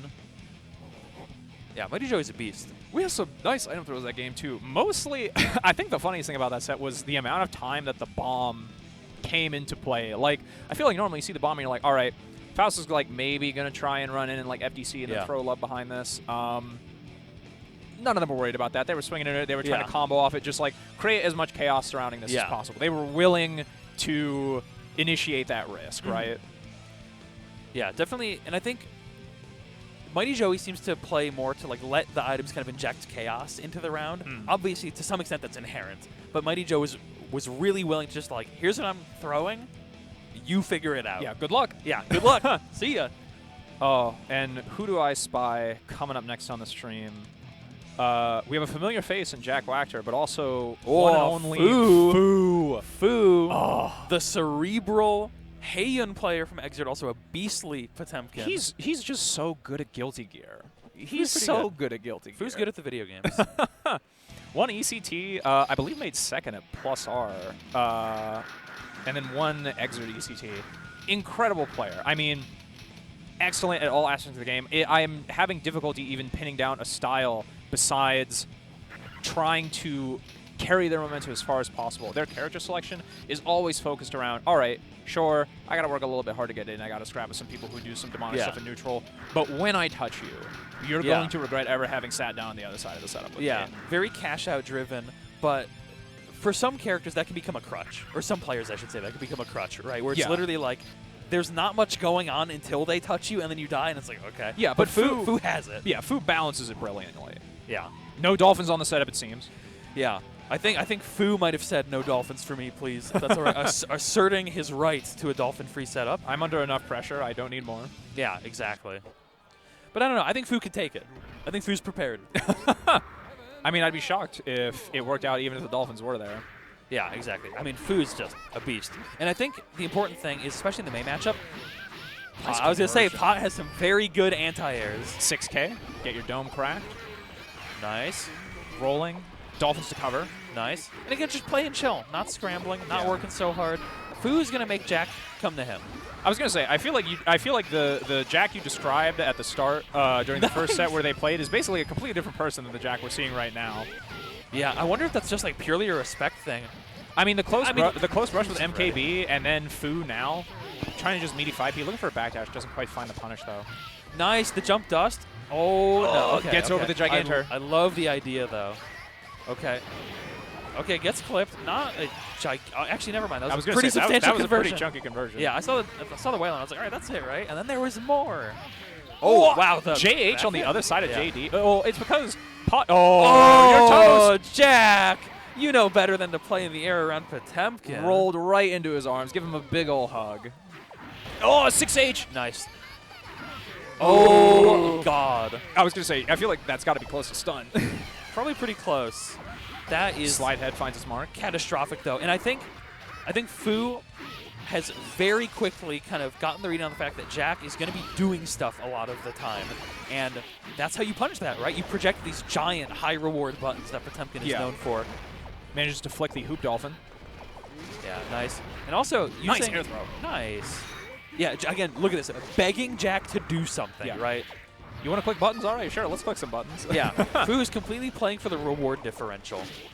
3K finds his mark. Jumps the Pot Buster. Rolls out of the way, though. Maybe wasn't confident in the hit. Yeah, I don't know.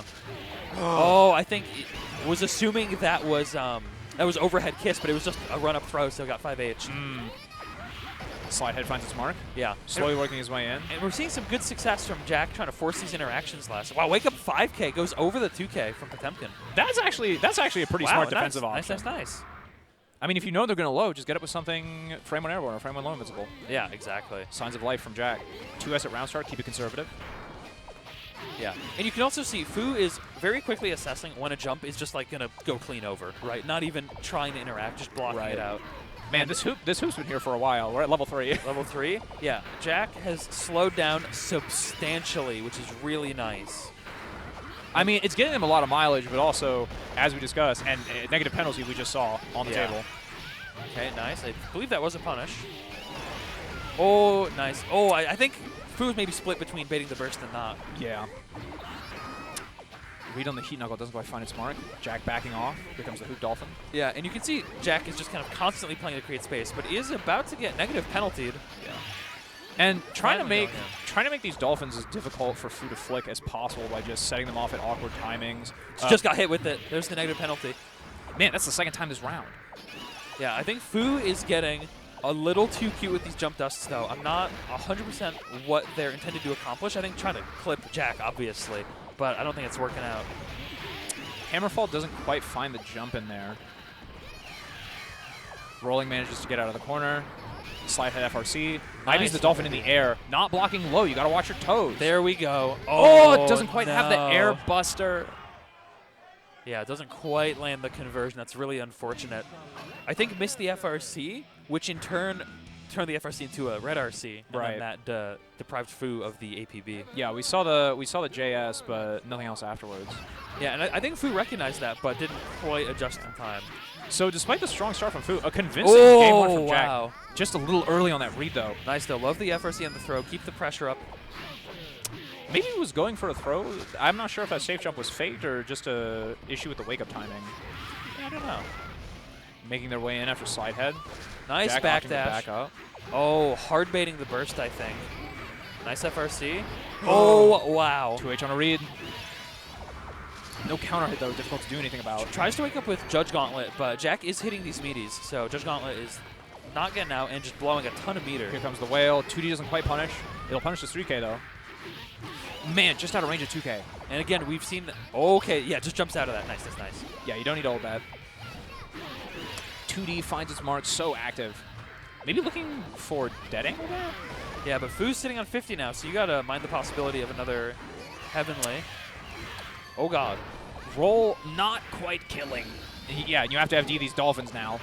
Or just flick them. Yeah, go for it. Again, Heavenly. Jack just blocked the flick What are you projectile. doing up there? You're too young to be playing that high on the playground. Come down here. This is the kind of thing where you miss the forest for the trees, right? You can just block the flick projectile, right? Yeah, you don't need to put yourself in such a compromising position. You can always just take the frame advantage and then try to play defense from there.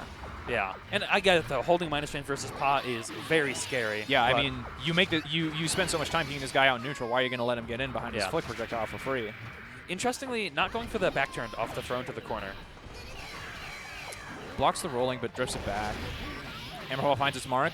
Nice. No meter for air PB, but just opts for a simple conversion Nice to JD flick. instead.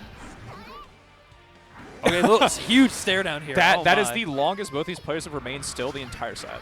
Yeah, just doing pure nothing. Nice air throw, incredibly clutch. And you can see, I think trying to catch the backdash, the first slash was a little delayed. Run a pro after the J2H gets blocked. Yeah, setting up the near hoop and just running.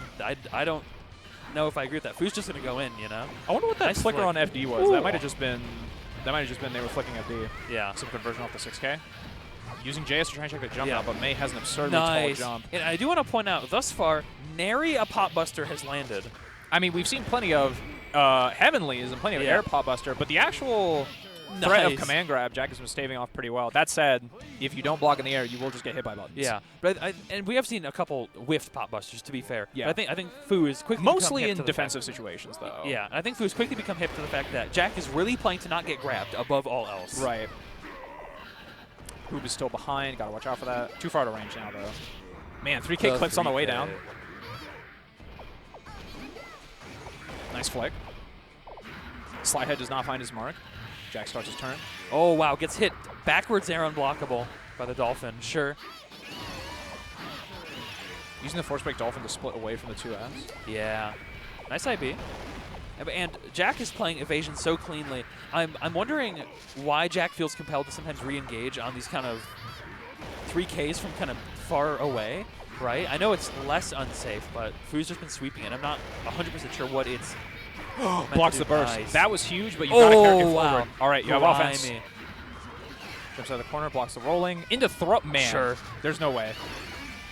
Throw again. Okay. Takes the rolling. We go for the back turn. OTG. Okay, this is close. 6H. Yeah, Hammerfall RC. Fu begging Jack. Oh, Gold burst my up God. minus. Fu, chill. 2H counter hit. God. This doesn't kill, though. Mix up. Nice block. Oh, There's no way that wasn't a pop buster in his head. Run up throw after the jump in. No. Jack on set, point. Yeah, but because Jack is doing regular throw, Fu can't just like JDBs, right? Yeah. Because you just get clipped by the 5H. Wow. Nice. Heat knuckle on the Yoink. rolling in. Yeah, goes for the heat extend. Jumps the slide head, although I think that was a bit early anyways. Yeah. Yeah, I think went for the... Nice air throw. Nice. I feel like Jack's been recognizing Fu's tendency to poke in those like slightly minus frame situations after 2D or 5K, and has been jumping a lot and like IEDing him with resets and response, and I think Fu is starting to get wise to that. Yeah. Nice. Keeps it really simple. Yeah, and again, he's called out. He's 2 for 2 on these regular super callouts. Oh, you can't get It's hit by the armored, slide yeah. head? That's so funny. Yeah, it's armored. Oh, no, misses the No. APB. Doesn't get the jump. Nice, Hammerfall FRC. Nice. Simple conversion. Keeping it real simple. Nice challenge on the close lap. Oh, the low. No. I mean, Big conversion. This is very respectable damage, especially on Potemkin. Yeah, it doesn't look that big because he's pretty chunky, but yeah, taking it out. Yeah. Bit of a scramble in that situation, and Definitely. Jack just did not have the health to play with. Yeah. 6H. Oh, God. burst. That was such a scary burst. Just slowly advancing forward, building meter. Nice. 6P, nice. No counter clean. hit, though. Yeah, just playing slow, playing reactive. Jack managing to navigate around the flick projectile. Man, just minus into nothing. We were talking about that earlier, that minus frame wow. play. Wow, almost got the side switch. Maybe got thrown off by that, too. I don't know. Oh, trying to punish. Wow, Just out of range. Yeah, and I think I tried to throw after the IB. Man, 5K to throw. This is getting scary. Just going to let that hoop level, presumably. Oh, tried for, I think, a super flash unblockable with the whale. Because projectiles do move during some super flashes. Right, yeah. I think they might have been trying to bait a flick on the Dolphins and then punish with the whale. Jab! Oh, you're not dead, but this hurts. This is also this hurts a lot. This is also back turned. Oh, 6K. No. All right. One more chance. Just does it twice. Gets oh your my dome god, cracked. Foo. Oh no. I mean, hey, if they're not going to block high, just do it again. Do it again. Do it again. Why not? But with that, Foo makes it out of his pool on winner's side. Nicely done. So that is going to bring us, as these players exit the stage, we're going to be seeing Doc and Why Have I Done This. But before we talk about that, I want to talk a little more about that set. Yeah. That was, first of all, just very cleanly played. And I think a lot of people who are more familiar with Plus R players are they kind of know Jack with this very high APM, high activity, like I'm doing stuff to you, at you, right, kind of play style. And I think it was really cool to see a different side of Jack's game plan. I mean, I'm not going to lie. I feel like you were kind of deceiving me when you pitched Jack to me initially. You know, it was like, oh, he's a typhoon, he's a storm. And then we've got evolving from minus frames into ID resets, into minus frames into maybe Call Dolphin, into we're just going to do far slash into nothing. Yeah. Like, watching the amount of respect both players had for each other and the willingness that they had to challenge in different situations, depending on positional advantage, was so interesting. And it's like, I did not expect from your initial pitch, Jack, to be so willing to just like back off in the situations. And while ultimately Foo's patience managed to weather the storm, it was interesting to see that development over the set. Yeah, no, absolutely. Just really, really cleanly played by both parties. All right, there's no way Why Have I Done This does not play Order Soul in this game. We'll see. I'm not going to spoil it for you then. Okay. It's just that every Exiled Leo player I know just lands on Order Soul somehow. It does feel kind of like a law. There's a couple of similarities. Like, they got pretty good pressure. They both have really shallow jumps. Really punishing counter-hit jump-ins. Yeah. Pretty fast, easy access overheads, although the situations are slightly different. Yeah, I see the parallels. Yeah.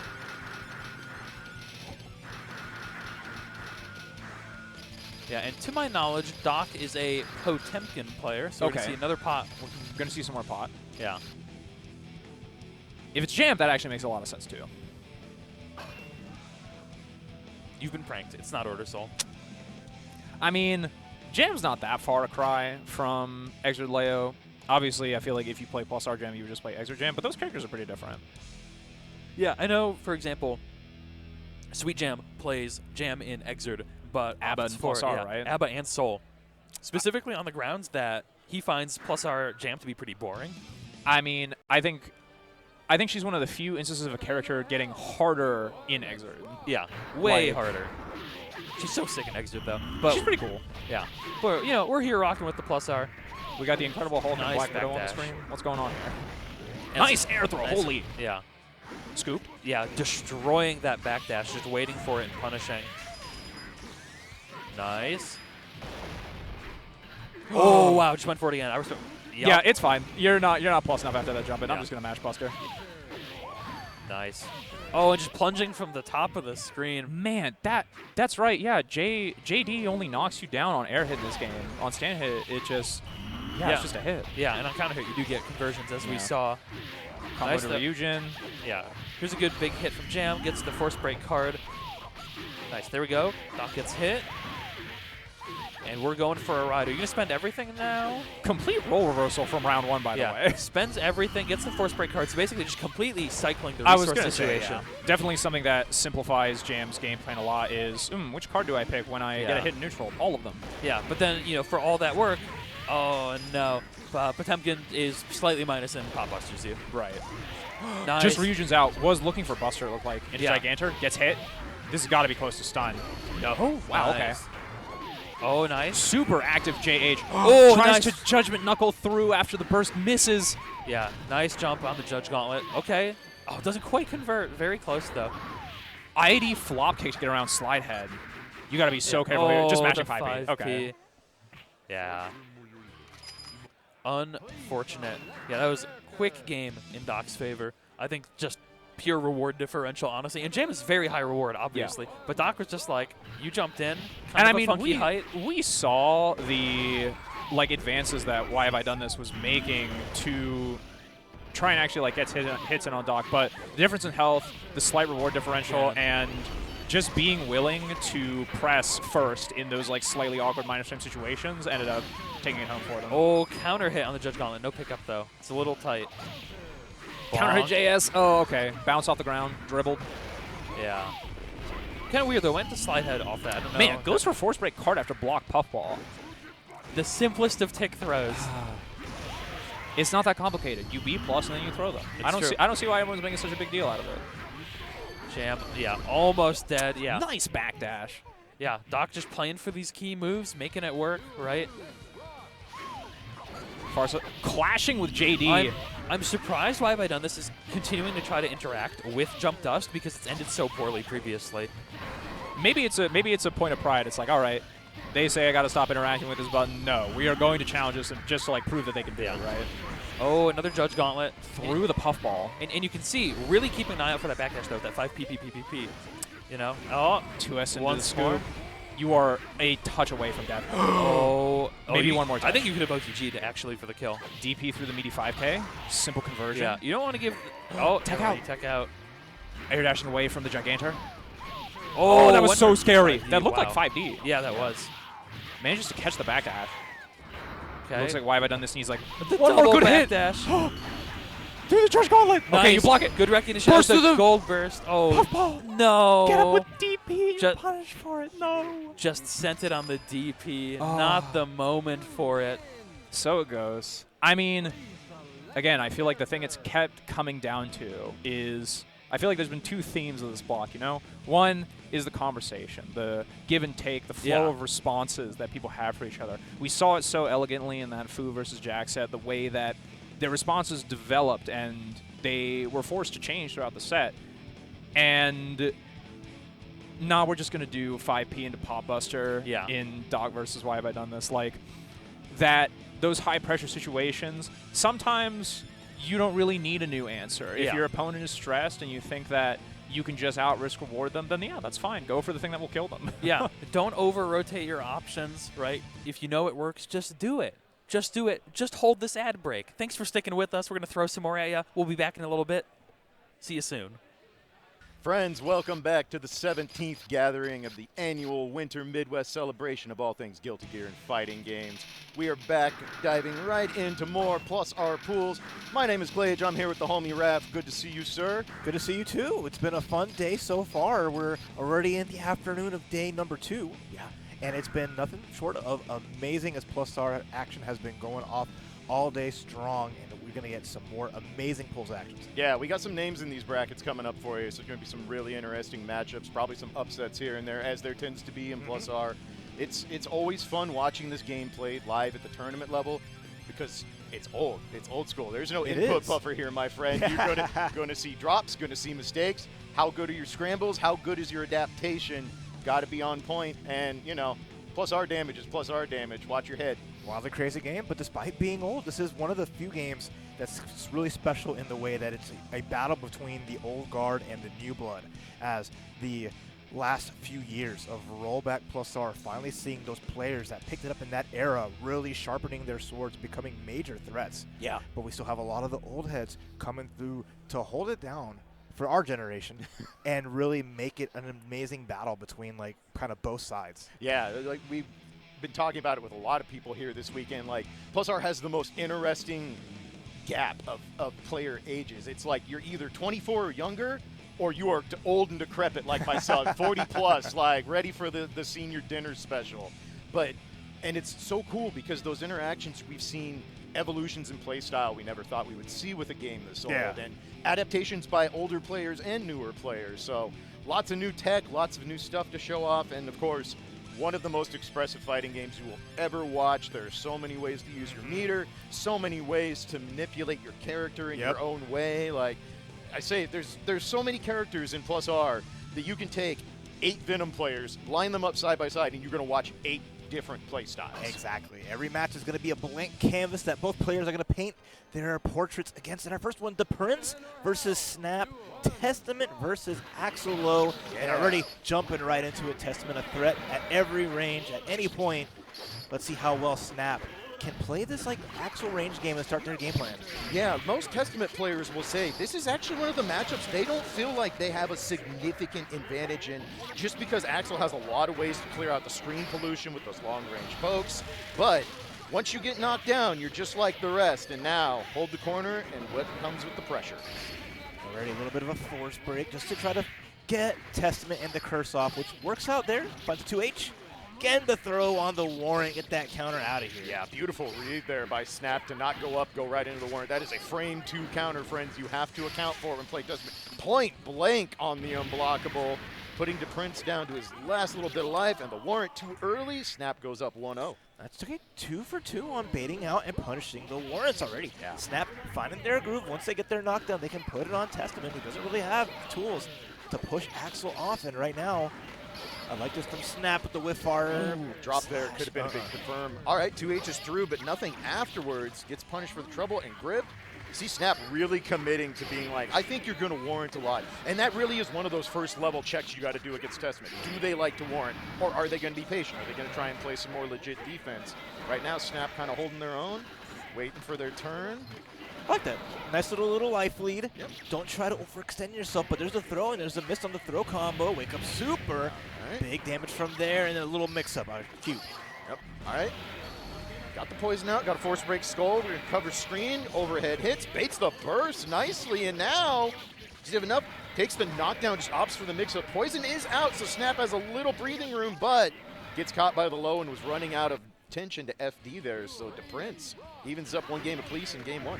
Oh, nice little comeback to start things off. A wake-up grab. Tried to walk it back, but there's some ranges that you're still going to get gripped up, but almost had to confirm there. Curse is still on, and more pressure here as DaPrince is trying to extend this lead.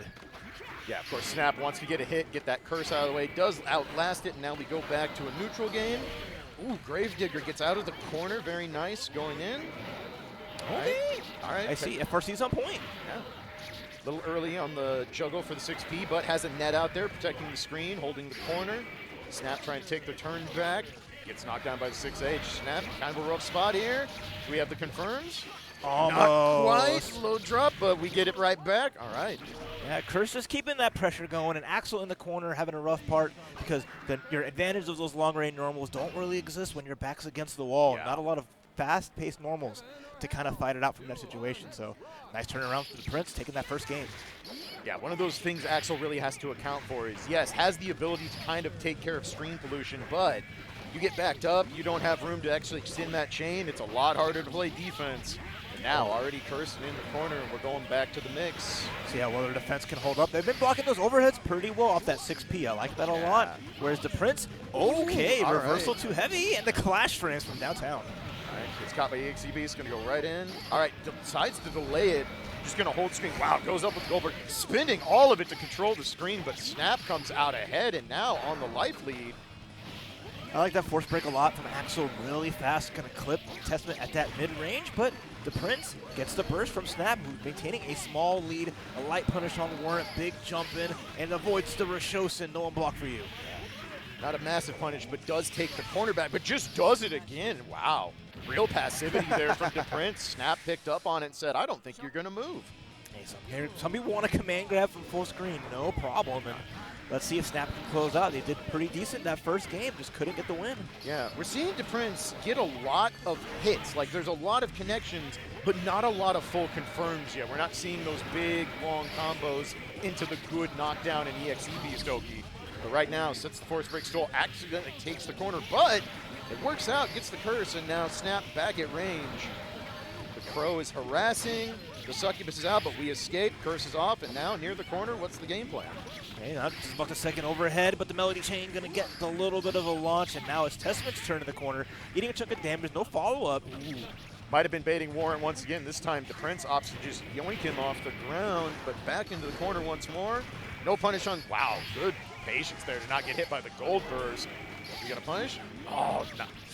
That could have been a round ender, not quite enough for Snap, and now we're kind of scrambling for that hit. The Warrant connects. That poison's up. There is the skull. Forced to stand to get the curse activated here. I'd like to see a grab from DaPrince. A nice little throw. Instead, the succubus situation works out so well. Match point, DaPrince. Yeah, excellent awareness there by DaPrince. Says, oh, you don't want to stand up into that skull? How about I hit you with an overhead, my guy, and force the issue?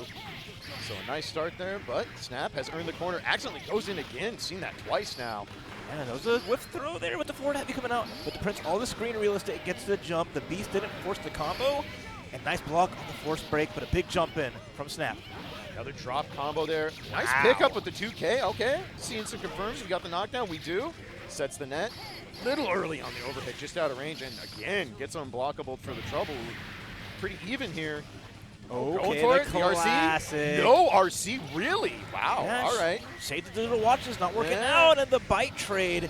EXE Beast, my beloved, helping out there, but the Rasengan stopping. Gravedigger coming through anyone's game. Calls him out in the Gravedigger. Ducked back down to the dust, but no confirm. Another block gold burst. Snap trying to stay alive, pushes to a third game, and gets it by hitting the Warrant recovery. Real scrambly there at the end. Again, you're going to see that in Plus R. That is a common thing. I cannot overstate, for those of you who are not used to older Legacy Guilty Gear, Legacy Capcom games, there's no input buffer here. You have to be on point. Even the best of the best will drop things now and again. And being able to adapt, realizing when your opponent has made a mistake and capitalizing on it is often the difference between winning a set and losing a set. Already, DaPrince looking sharp here. Master of Puppets unlocking some enhanced abilities. The last curse saving the combo breaker.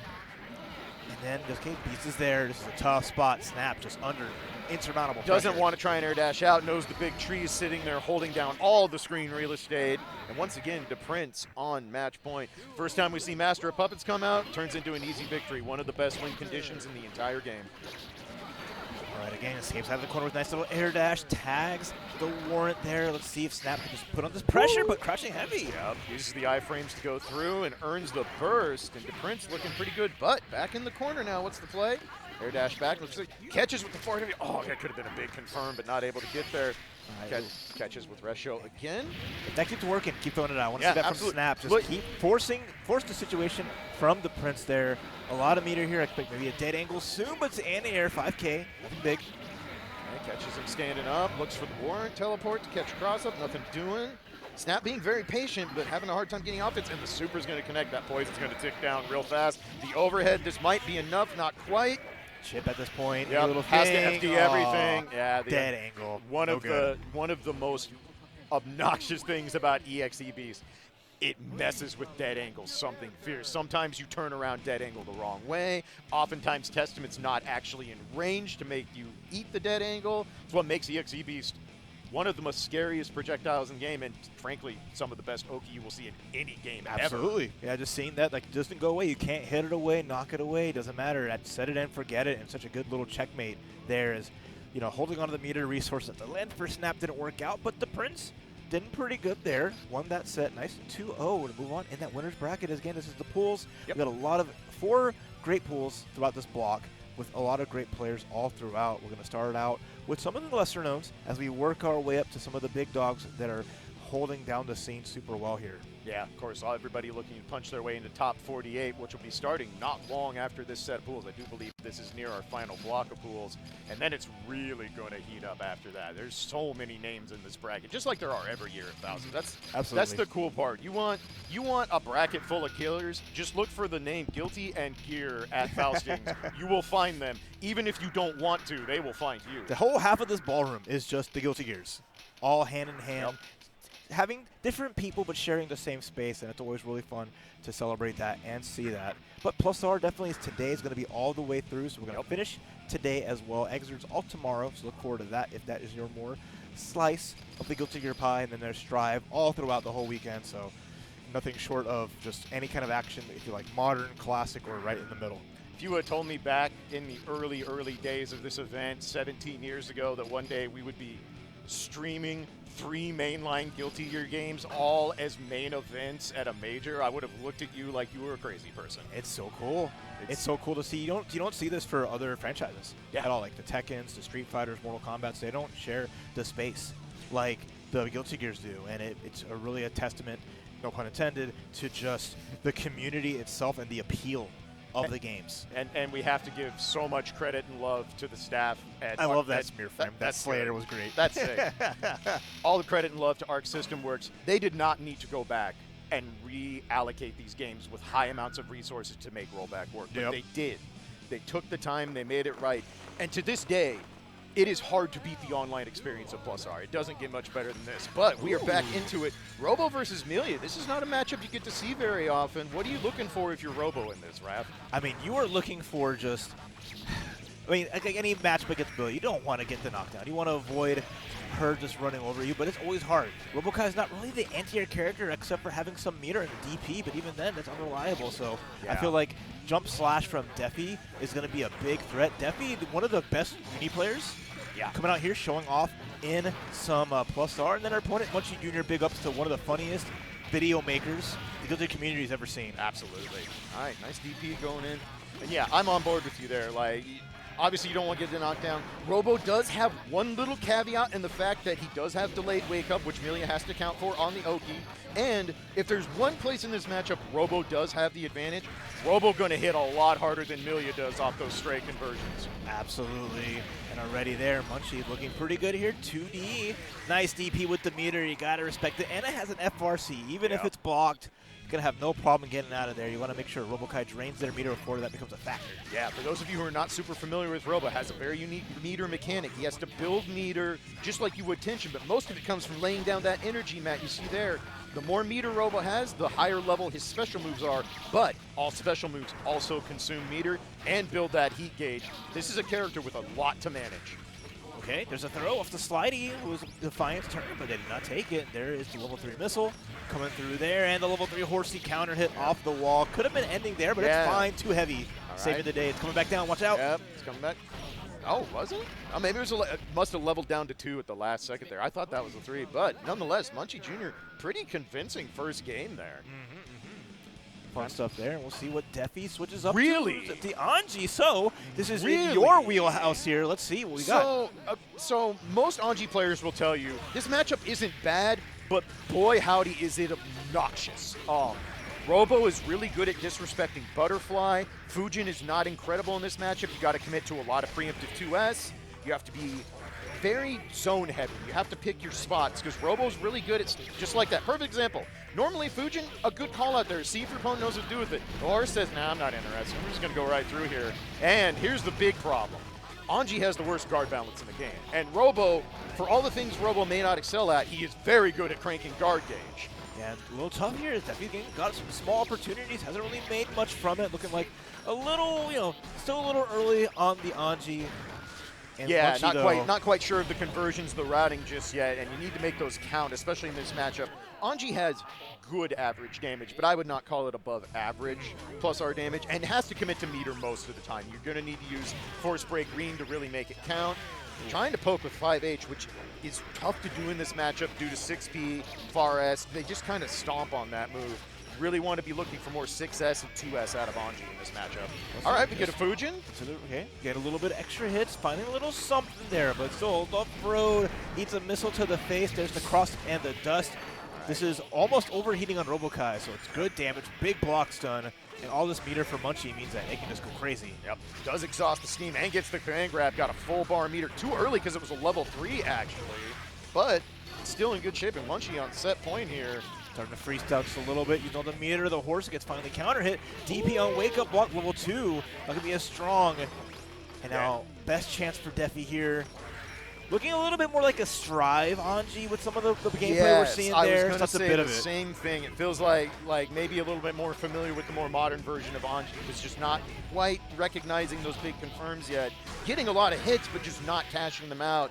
And Munchy going to go ahead and take it in a 2-0.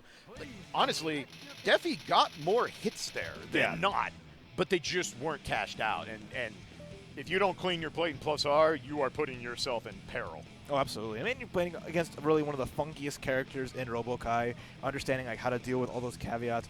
You're going to have to find like the strong Robo-Kys, which can be few and far between, and understanding a character who's the opposite of traditional fighting game characters is weird, especially when he's as thin as he is and like one of the heaviest characters in the game. Just so many factors in a classic game like Guilty Gear, where things that people complain about in modern versions, where it's like, oh, they have different wake-up timings, they have different weights, and these inconsistent hurt boxes in the air and stuff like that. That's in full effect here, and it's a test to the players who've really put into time to understand all of that at like a basically like your muscle memory level. Yeah, and if you don't fight Robo often, and spoilers, unless you have a Robo training partner, you probably don't. He's just not a popular character.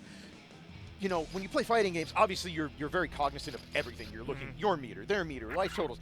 With Robo, it's like you got to look at the meter all the time to know what level is on deck for those special moves, because it drastically changes options on a dime. And you also have to be cognizant of the heat gauge, because like, oh, are they about to overheat? I need to watch for 6H. I need to look, can I make them block? Can I make them hold down an overheat and then take my turn? It's a lot to work with. Robo is one of those characters that has some pretty notable weaknesses, but also plays the game so differently from anyone else in the cast that it can be a lot to adapt to if you're not familiar with the matchup. And as basically said, super fun. That variety of like a classic game like Guilty Gear, really pushing the envelope and what like a character is built like, and just saying this is how we're switching it up, making everything exactly opposite, and good luck with it. But that's up to Munchy. We'll see more from them a little later, but now we're going to get TJ Brown versus tinyswampthing. That's a solid name. I like that one. tinyswampthing, yep.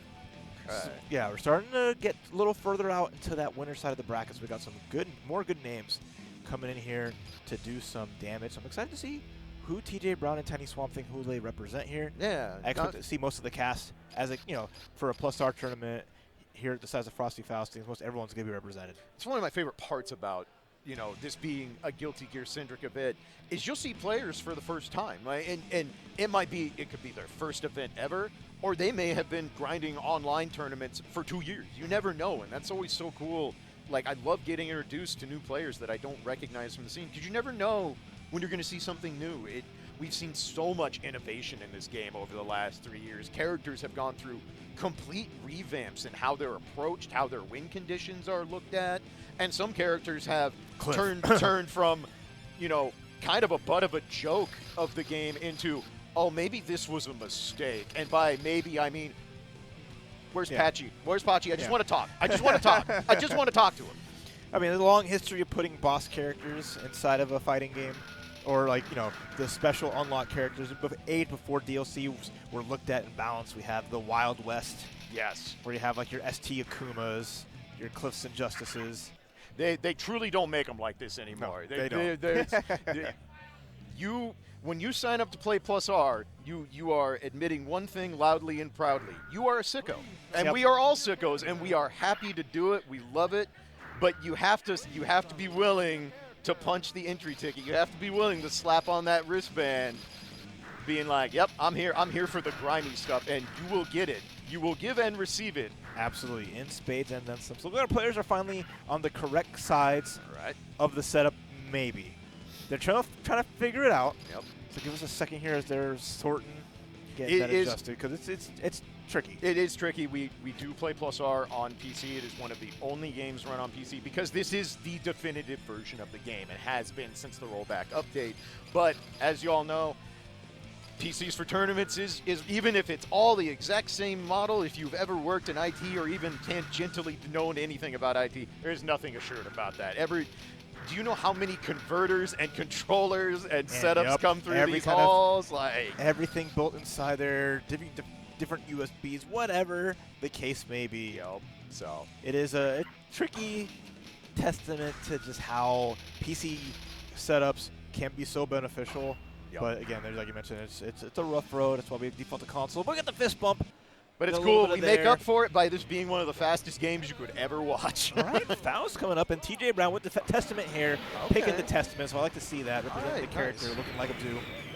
Okay, so Testament Faust is kind of, you could almost call this a classic in +R and AC for that matter. Both very good characters, have a lot of ways to interact with each other in this matchup, so we'll see who can adapt. Right now, tinyswampthing off to a really good start. But gets JD. Do we have those confirmed? We sure do. How far are we going to take this? All the way to the corner.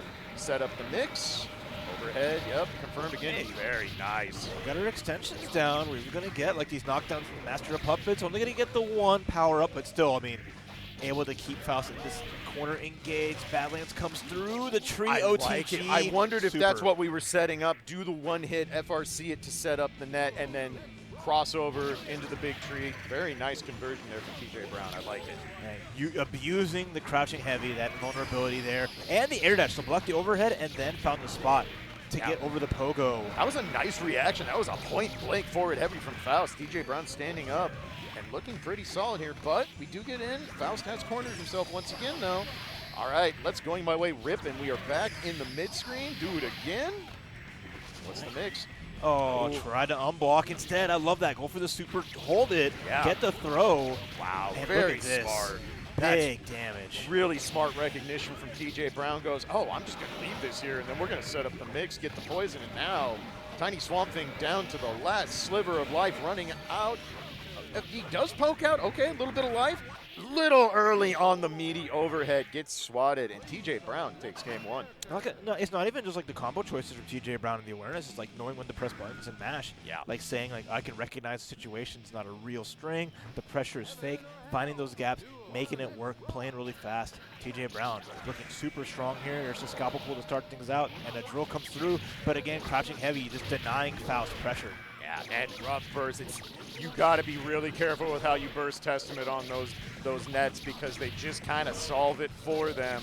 And this is your reward. No burst, Master of Puppets. The tree is out, the Sequoia is coming, and you are poisoned, my friend. Another Master of Puppets into the net. Wow. Oh, and let the poison take. This is so wow, good. we got optimal. We got the juicy setups in here. Incredible. Just utilizing all of the resources, saying, nah, I think this round's over and I want to be on set point. This new gen of plus R players are out of their minds. TJ Brown. Have I seen her in the brackets or pools sometimes? Probably not. Maybe at her locals, but she's cooking here and just making tinyswampthing. Really regret leaving the swamp today. All right, we do have some meteors out. Let's see if tinyswampthing can use this, turn the tide, get a little momentum. Great defense, really good patience and blocking. Wow, I'm impressed. We're seeing defense, but not defaulting to warrant, and you don't get that often out of a Testament player. But tinyswampthing does have the corner, has a ton of meter to play with there, and right on cue, commentator's curse coming through in the clutch. Because when I say they don't warrant, obviously they're going to warrant. And not even just that, hit the warrant FRC like perfectly in that moment. Just like all these little execution things, just everything added up well. And that's the well-rounded, like, trained play I like to see. TJ Brown, ridiculous. Looking forward to more from her. Yeah, you commented on the knowing when to hit the buttons. One of the things I think really separates the good Testaments from the great ones, the truly scary ones. Most of the good Testaments, if they hit you, they're going to come, net combo, blah, blah, knock down EXEVs. That's level 1 Testament stuff. You learn that. That's why a lot of people pick up the character. It's like, oh, that looks cheap. Yes, it is, absolutely. But the scary ones are the ones who realize that their buttons are really good. They're situational at certain ranges, but if you know how to use Testament's buttons well, that character becomes a wall. No, it's true. Like, you saw, like, how many crouching heavies went through stuff, which is normal, but it's not even like there's a player that's like, this button's abusive, I'm going to just keep pressing it, where it's like, hey, this is the time to press it. I see this one move that I know I can blitz through, get through there, and just make it work, and just, seeing that, and then like those Master of Puppets setups and combos from that, and just maximizing everything like that, super good. And again, that's just hop online, grind it out, learn from other players, and just spend your time in those amazing lobbies, turning into just a monster of a player. Yeah, something I really noticed, and I kind of like, our first Testament, we saw a lot more really hammering the meter, like Force Break, Skull, Grave Digger. I've got cash, I'm spinning it. I want to get my turn back. We saw TJ Brown there being like, no, I'm going to stock the whole thing, and then once I get you, that's a wrap. Like, it's going to take a while. I got to build the bank up, but when I'm ready to cash out, we're cashing the whole thing all the way out. through. And you mentioned it, right? The playstyle of the characters can so vastly differ, and Testament is no slouch in that regard. So we'll see a lot more of those Testament players come through representing and doing different little stuff with them. Yep, and our defending champion, I was in here this morning, Jacob Pat, already out in winner's side into top 48, looking looking to go back-to-back. Haven't seen that for a good while at Legacy Guilty Gear and Faustings. It has been real hard to defend the title here in the last 5 years. And especially like this weekend where it's just this culmination of so many players, even from overseas, it's going to be a tall order for anyone, especially one trying to do that repeat. So we'll see what JWJC can do. And we'll see what our next players can do as we're looking like VickiViper going up against Prettiest Pony. All right. From Sweden all the way down from Europe here playing some plus Okay, R. cool. All right. Second European player I've seen. We had an Axel from the Czech Republic in the 10 a.m. block. It was real solid, really cool to see. So yeah, we got all over the world. It's a world's game, man. That's what we do. We bring them all in here to the Midwest. Everybody's family around here. But when you get up on the sticks, it's all about you. You got to do it yourself. All business. That's all right. All business all day. VickiViper, of course, been around for a good while. Been playing Plus R since the rollback patch, and even before that. Yeah. But known Kai, been running that for a very long time. Of course, Kai, the fundamental character of Plus R, kind of known for, man, this kid is kind of cracked. These buttons are silly, really safe, plays very good safe offense. The one thing Kai does not have that big damage.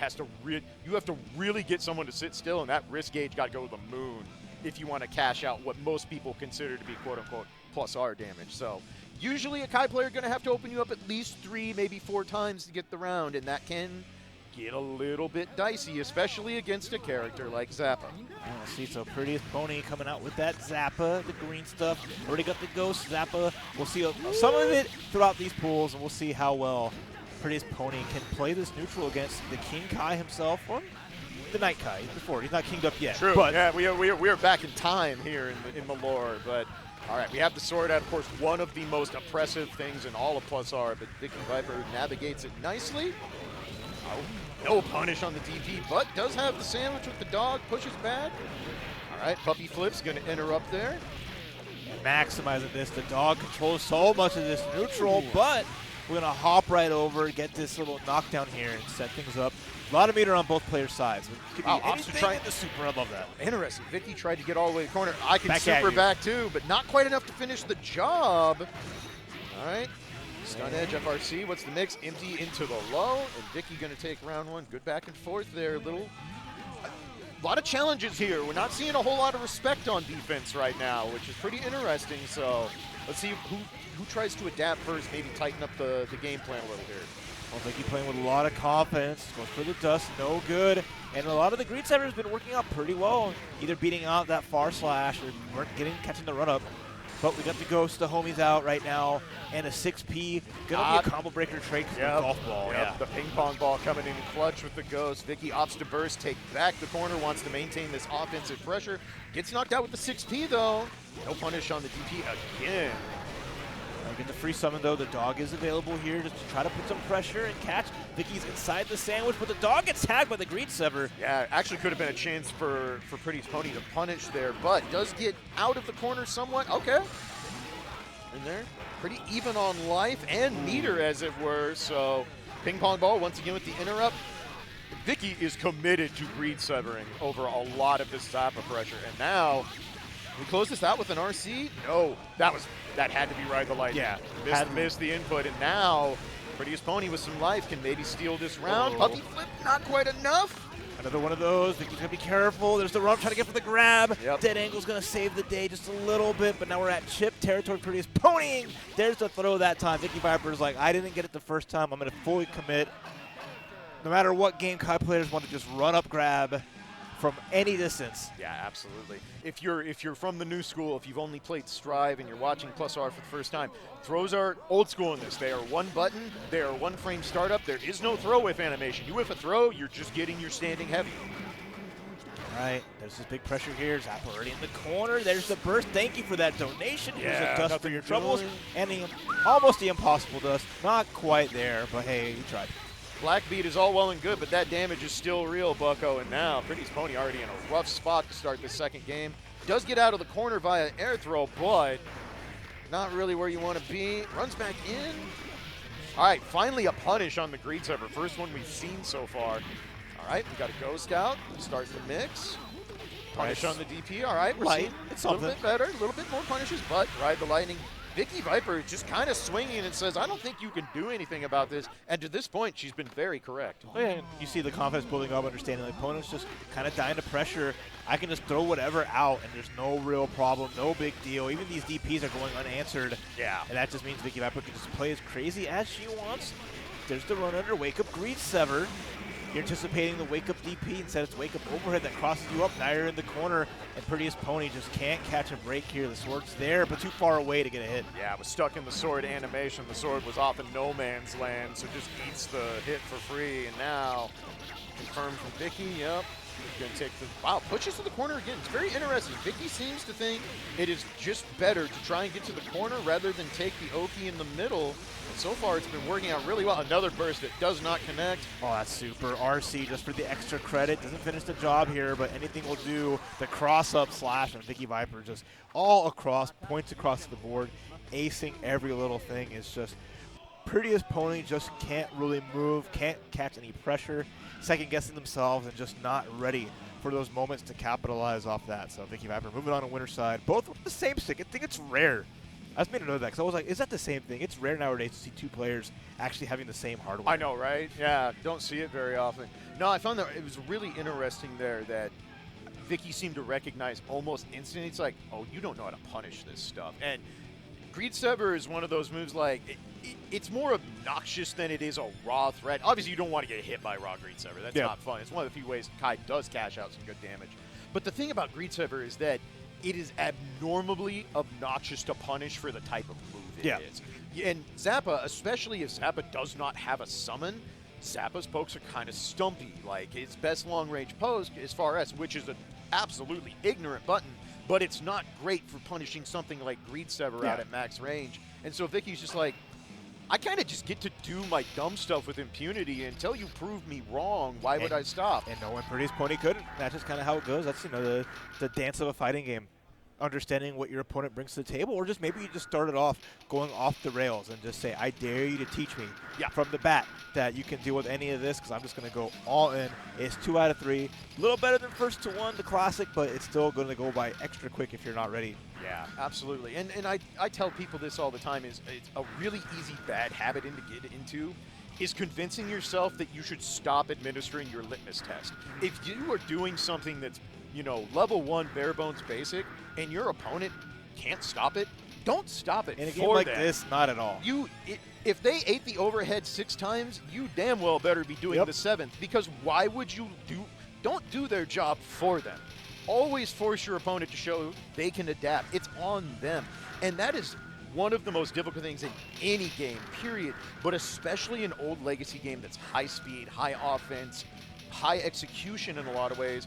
If you see an opponent failing to adapt, you hold on to that advantage until it is ripped from your hands. Yeah, your character can have like 100 different tools, but you have that one tool that's just working so good, you're going to go back to that wheelhouse until it's a nub, grinding it down. And, you know, we saw that. VickiViper, let's see what she can do in winners more. But now we're going to our next match, Canada's own Krakan coming up against Mr. Pomegranate X. All right. So we're going to see Soul, bad guy, finally here. Mr. Guilty Gear himself going up against another Faust as we get the Faust army kind of coming through here. This is about as classic Midwest Guilty Gear as it gets. Soul versus Faust. This is a match as old as time. And pretty straightforward with how both characters want to play this. Soul wants to get in, make Faust afraid to do anything, wants to cash out the damage. Not quite getting max on that Sidewinder loop. We'll see if we can clean those up. But, all right, stray hit. Kind of a little cheat mode against Faust. The character's going to get probably hit by the clean hit. There's the explosion, though. Half-life gone to even things up for Krakan. And the Scalpel pull doesn't get the follow-up, though, but a drill counter hit. Stun is almost imminent as well. One hammer, a meteor. Oh my goodness, run up DP. But watch out. Meteors. Forgot about it. Always got to be aware. It's the hardest part of fighting Faust. Faust always knows what item they have, and if you don't, you are in peril. We saw that. That was the round. Forgot about a bomb, loses 60%. Forgot about the meteors, round over. And that's a 1-0 for Kraken. Yeah, massive damage that you have to take account for. There's the bomb bag into the bomb. Woo! Again, we're just how many bombs do you have, my man? Good Lord. We got Bozak luck on the stream today. We got the Sidewinder loose from Pomegranate X. Didn't finish the job, though, but it's okay. Faust has to find a way down, and it's not going to find a safe one here. anti-air 5 kick. Wow, okay, Kraken says, nah, I got this round. Hero Burst does not pay off. And now we go to a final round with a pretty solid burst advantage for Mr. Pomegranate. So starting off okay, but gets caught by the anti-air 5K, one of 27 different anti-airs Faust has at his disposal. There's a 2K anti-air and a 2K anti-air again. No follow-up at it, but at the very least, damage adds up little until the empty low into Grand Viper finds the clean hit. Gonna get a little bit of Sidewinder loot here. Should end it soon with the revolver. Instead, just a Sidewinder leave Faust in the air. All right, got a little greedy, went up and chase. All right, are we aware of the meteors this time? What's the game plan? All right, I like it. Go up, chicken block the meteors. Very smart there. Nice adaptation, but to the corner bomb there. Got to be real careful. I know the bomb just a little bit of a dud. Maybe did it different despawn? item? Can't say, but looks like another item got thrown off screen. Not really helping out Kraken here, and the anti-air baiting the burst. Nice there from Pomegranate X. Shout outs to my co-commentator here for picking up the slack while my jaw hit the table because I'm trying to figure out where the hell the bomb went.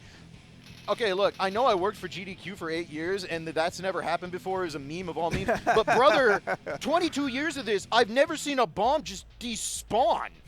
Like, what? We're learning the advanced strats. We have too many things on the screen, so we're tactically despawning sprites to make this run a little bit better. It's not often you can truly catch me off guard in Legacy Guilty Gear, but I'm a little gobsmacked on that one. Wow, woo! Trying to show off how many cleans that we can get right there. Is now we're going to find a hit and block the burst off of the air dash dust.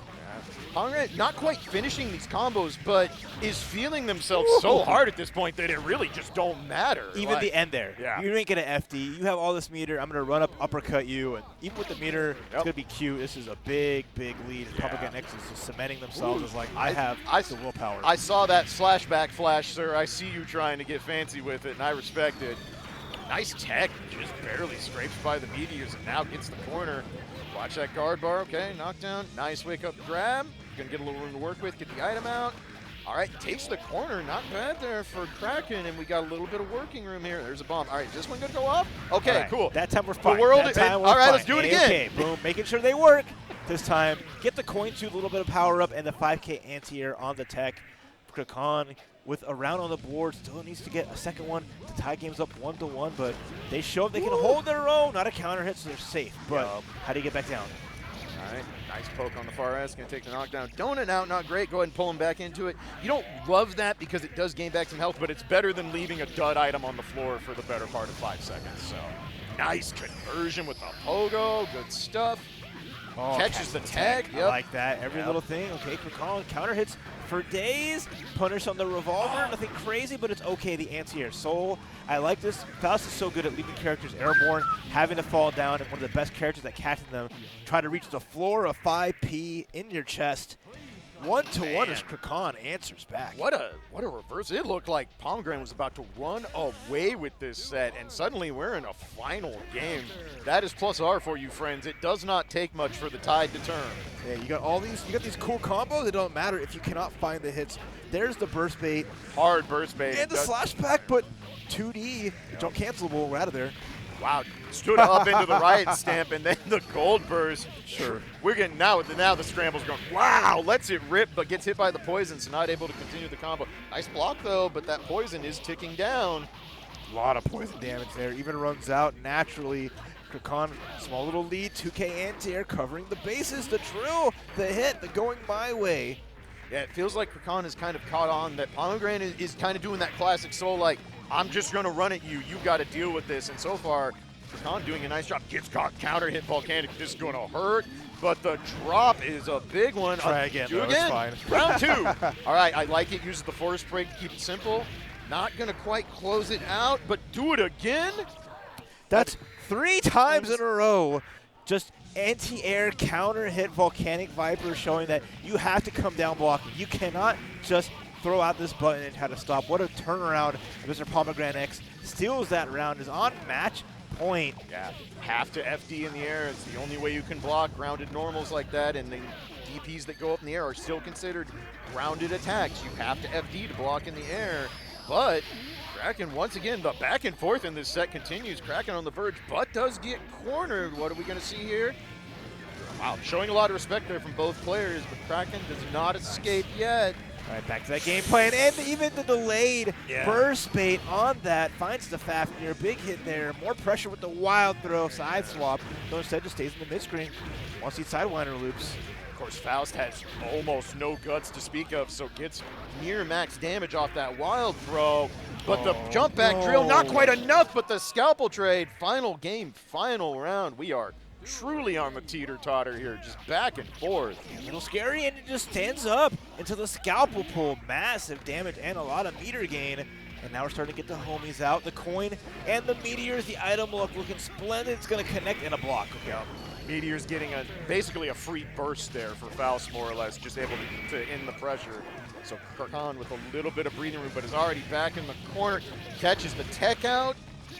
No burst to speak of, and right now, Khan on the back foot, gonna have to make quite the comeback here. But the Bandit Revolver pulls out of the corner, and the burst is used. Oh, catches the jump. There's a 5K, no good. The wild throw. There's a burst on the table. We're gonna bait it, not even necessary. Yeah. What a crazy back and forth set. Mr. Pomegranate X feeling good about that win, but it was going down to the wire. Shout outs to Khan from Canada. I respect doing some good stuff. I respect the Candidates there, just doing the tilt back like, okay, all right, everything's. You got it. Breathe. I wasn't breathing for the last 90 seconds. Help. But good stuff. That's what I like to see in Plus R. The true, like, you saw everything in that match. We saw little moments of hard respect, like, okay, everybody's got meter on deck, maybe a gun, a little here, a little there, and then like, nah, I'm just gonna swing uppercut. it. I am just swing gonna. it. You're in the air. What do you do for characters in the air? You uppercut. Yeah, and it just works out. It's so obviously. Honestly, I'm shocked. I'm really impressed Faust didn't get stunned. 3 counter hit ball-handed Vipers on a character with not a very good stun modifier is a lot to ask, and it did end up kind of being the difference. So, really good back and forth, impressive set, really fun to watch. Krakan may have fell, but now they're going to summon their fellow Faust Canadian brethren coming up here because there's an army of them for whatever reason, but this one's a little special. One of the few people I can really say is like a really cool Guilty Gear content creator, which we have a handful of them, but this is one pushes the envelope in making a lot of really cool things, has one of the coolest excerpt streams for this game. You'll see modifying a lot of what you get to visualize in the game during like the character introductions and all that. Even brought a special build. Yep. A Balatro Exerd to Frosty Faustings. Krakatoa, he plays the character that is the Mad Doctor, but my man's is the Mad Scientist. This dude cooks up the wildest concoctions of Guilty Gear tomfoolery you will ever see. And spoilers, he plays like it too, but there's a method to the madness. It's not just being a wild boy. Brings his own spin to the character, as you love to see with these kind of games. True. It's a very different Faust. But if there's anyone that is familiar with the Faust matchup, it is one of my fellow old guard, Ukyo Tachibana, the local here from Chicago, has been playing since the get-go with our tournament host, Elden Shadow. He knows this matchup very, very well. So this will be very interesting to see. Obviously, Krakatoa Faust is a very different beast from Elden Shadow Faust. But when you're Kai and your game plan is all about the fundamentals, the simple knockdowns, you're just like the rest when you get knocked down. I don't care how you play the character. That's true. And I think Faust is one of those matchups you have to learn, especially as Kai. It's not an easy feat against a character that can outrange you pretty consistently, and it's very hard to pressure on the ground all the way there. So both players just getting a feel for each other. The counter and hammer, so many combo breakers. Faust just denies you pressure because of this stuff until the chocolate bar. Yep. Overhead, another chocolate bar. I think Krakan used up all of the. Never mind. I was going to say, I saw the picture flashing. I'm like, all right, we got offensive advantage. Probably not going to get stunned. And, of course, Ukyo, veteran, not going to do a hero burst there. Says, you know what, let's just move on. But you're seeing it. Yeah, I say this all the time. There are a lot of characters where it's like, sometimes you can play your game plan, sometimes you have to adapt to the opponent's game plan. Faust always plays Faust game plan. You have to adapt to Faust no matter who you play. Yeah. I mean, all the stuff there, right? Any offense could be just sideline, nice. Right. Not even a guaranteed throw, but Krakatoa just holding down back, techs into the force break. Oh, doesn't get the follow, but still a knockdown, but Faust just crouching under everything, disrespecting your pressure. Yeah. Force break, stun edge, arguably Kai's best single tool. Catches jump outs, maintains pressure, really good frames on it, so I like seeing Ukyo use that. But it's kind of even back up. Oh, doesn't avoid the force break star. Ukyo enough to close this out. Nope, Faust a little too big to continue, but the crossover into low, and we are evened up 1 round apiece in game 1. Yeah, Faust might be able to low profile I think with his crouch. That means he's still blocking low, and overheads are going to feast or famine him. And right now, Krakatoa trying to find a little bit of space to throw out some normals, getting those drills to work out, and gets the air-to-air into the 2K. The mash out not working out as Ukyo getting caught. And then the clash on the jump K. Nice. I like that. Really good challenge there from Ukyo. Just like, let me stick the fast button now. Let's do the 2P, see if I can get a little momentum here. Utilize the clash, and now has Krakatoa. Puts him back in the corner in the bomb. OTG is kind of not what you want, unfortunately. Just not the best timing. Great play by Ukyo, but again, sometimes Faust gets out of jail for free. That's what items do. All right, a little bit of a bomb bag, a little bit of situation here. The dumbbell and the wash pan stay away from me as Faust is putting everything out there in the bomb combo. Wow, what a set of item throw. Like, you could not ask for a better sequence as Faust. You know, it's like you're thinking like look. Yeah, it's right? How many Jokers did this man pull? You know, like we always joke like, oh, Bozak's playing, so there's gonna be 6 meteors. Faust didn't even want meteors there. Like he got exactly what he needed. Hammer, you don't get to move. Bedpan, you don't get to move. And then the bomb just owns the rest of the screen, and that's that. So very good, and that's the difference between a good Faust player and a great Faust player. Good Faust players, they get a good item, they'll probably do something good. Great Faust players will make the most of their item luck and truly cash it out every time. So Krakatoa does that, earns that first game. We are back pretty even. Krakatoa did get a burst whiff, so going to be punished on that, but does gain the life lead. Little homie coming out too. Drill just stopping. Even an preempted anti-air like that being denied. The burst to put Faust in the corner, but already a hammer's there. Another hammer daring you to move forward. Ukyo just having a hard time, even not even getting a piece of chocolate. Little rough spot. Krakatoa maintaining a huge lead. Haven't done it for your trouble to feel a little bit bad. Woo! And then escapes, gets an air throw, catches the backdash. Ukyo just cannot catch a break at the door. The classic Faust closeout. It's like, what? Force break teleport? Why not? Are you looking for it? Probably not, because you're trying to see what item I'm going to throw instead. Oh my gosh. Immediate perfect item with the dumbbell hitting from that range. Yep. Ukyo is just having a rough go of it. Finally has a chance to put pressure on, but Faust gets pushed back so easily during Kai pressure. That is the downside to Kai's pressure in this game, is he has to really account for FD, especially against a character like Faust. And just like that, it's over. Mini Faust holding down the fort as he does. The dumbbell again, a hammer again.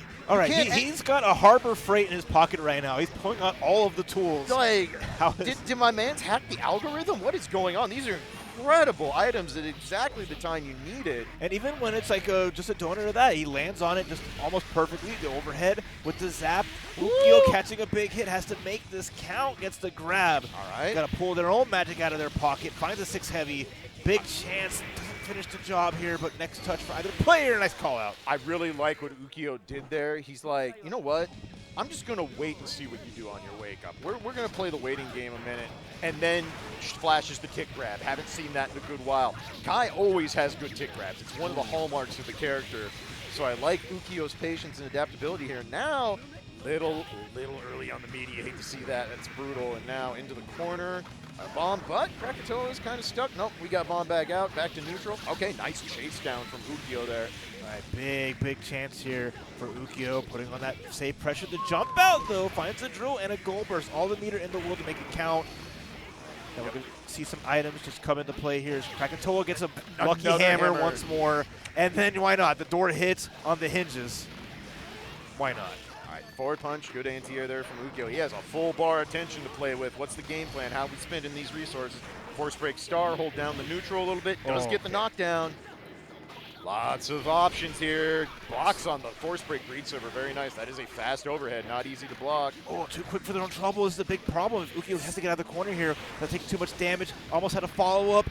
The float just to avoid getting on the ground. Krakatoa playing some spots right, but the run-up air throw Ukyo. Wow, nice adjustment from Ukyo there. I kind of noticed the first game, Krakatoa, obviously the item look is there, but Krakatoa was really playing that, hey, my pokes are better than yours. I'm playing at max range.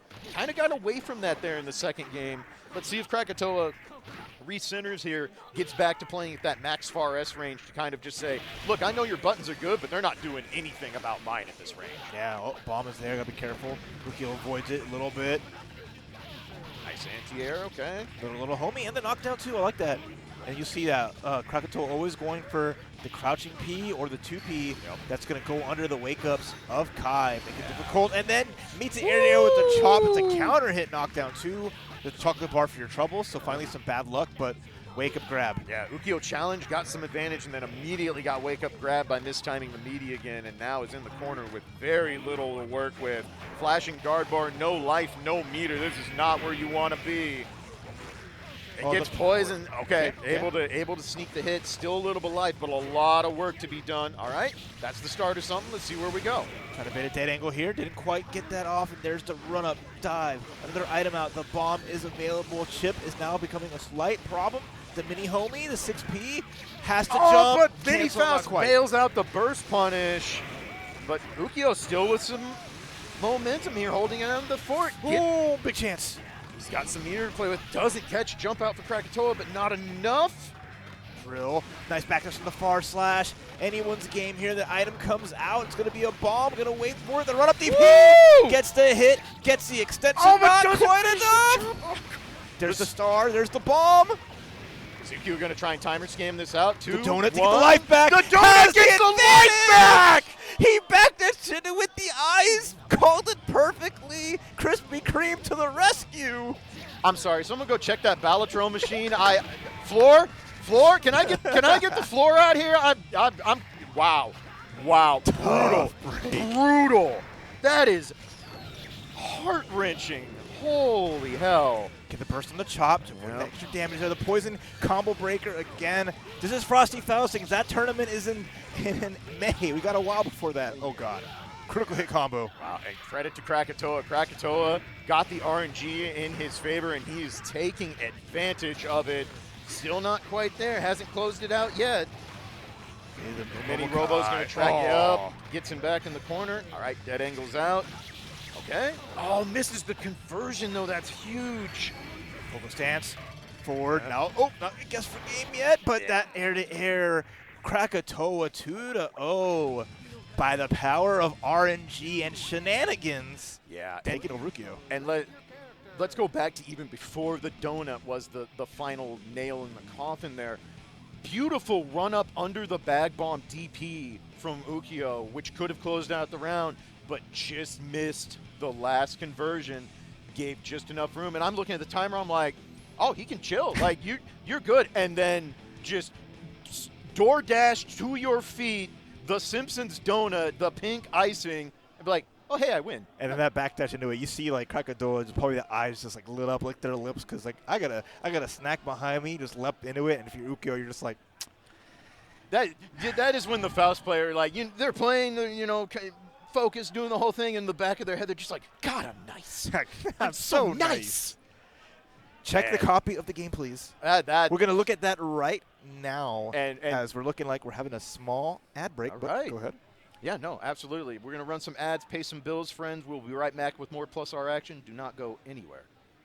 Friends, welcome back to the 17th edition of Frosty Faustings here live in Lombard, Illinois. You are smack dab in the middle of Guilty Gear Accent Core. That's tomorrow. Accent Core Plus R. This is what happens when you commentate too many games. My name is Clage. I'm here with the homie Raph holding it down for you here. And we are going right back in, and we got some more big names coming up ready to throw down. It's going to be a lot of fun. And it's funny thing about 17 Frosty Faustings, we're finally no longer, we've outpaced Final Fantasy. We have. You can't we actually make the mistake anymore. Like, everybody's like, FF17, they're like, is out in January? It's like, yes, it is. In Lombard, Illinois. Exactly. Come through. Yep. Come to the Midwest. Play the beta right now. But, all right, we have New Bloods, actual New Bloods, but I don't even know if I can call them that anymore. They've been doing this for years. So they're still not as old as the olds. So right? they're still going to be new in our book. It's just how it goes, and it's going to be a fun match either way. Who we have? So we have Agandine, been playing Potemkin since they picked up the game a good long time ago. I've seen this player develop, played a lot of sets with Agandine, has really refined the Potemkin over the years and has a really good solid idea of how to play a character. And Izzy has gone to the T5 and Hano's school of Clifford Anderson. And boy, what can we say about this character besides what a glow up? This character developed through and through, and people have said, finally, you know what, maybe it's not a joke. Maybe there's a lot of under the hood, but we're going to open that hood up real quick with the Potemkin Buster. There's a gold burst, though. Big chance for Izzy to get some massive damage. Yeah, the one thing Cliff does not get to do with impunity in this matchup, like many others, cannot abuse the dodge nearly as much, because the dodge doesn't beat one thing, and that thing is grabs, and Potemkin might know a thing or two about that aspect of the game. That's true, but on the other hand, Potemkin being the big body that he is, susceptible to so many overheads, and you're seeing this coming out from Izzy, just taking advantage. How well can Agandine block this out and find the spot to bust it out? Heavenly Pot Buster, nice catch with the jump P, though. Really, really smart there. Izzy doing one of the things that I don't think a lot of people truly understand that makes Cliff so strong. Cliff at base level pressure, because of his funky instant air dash and the way his buttons work, kind of gets to circumvent traditional Guilty Gear RPS.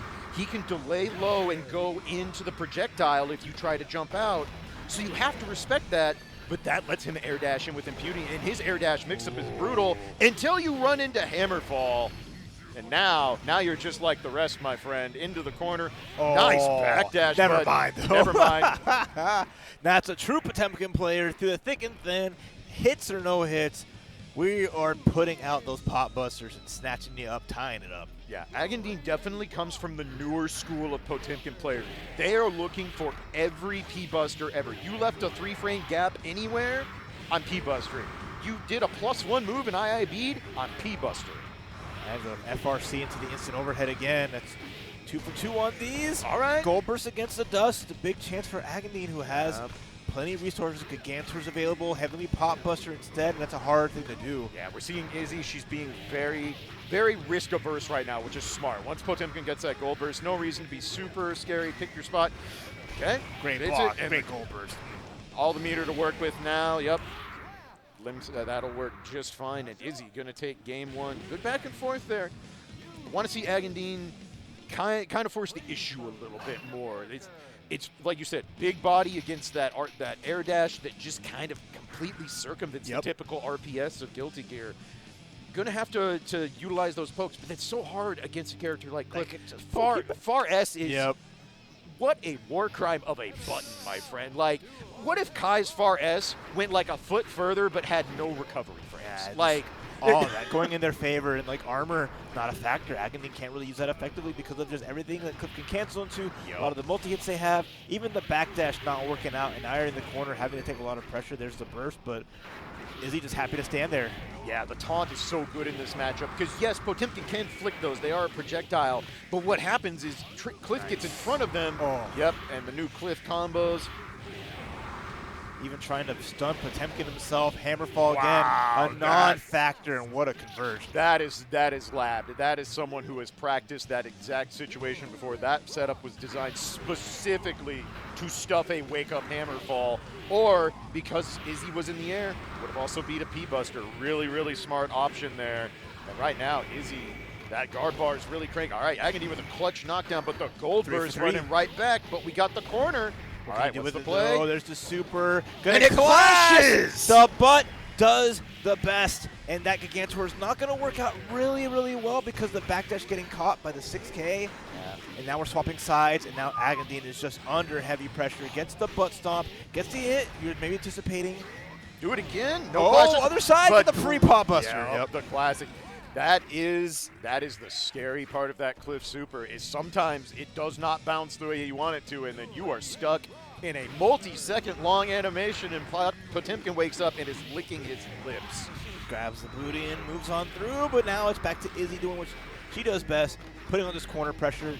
6P finally into the knockdown. Nice, Gonna jump over? No, pot buster. No dodge for you, old man. Yep, just whiffs the 5P, goes in. What's the play? 5P, knockdown. That's a stun. And we grip, and that's going to do it. Agandine runs it back, one game apiece.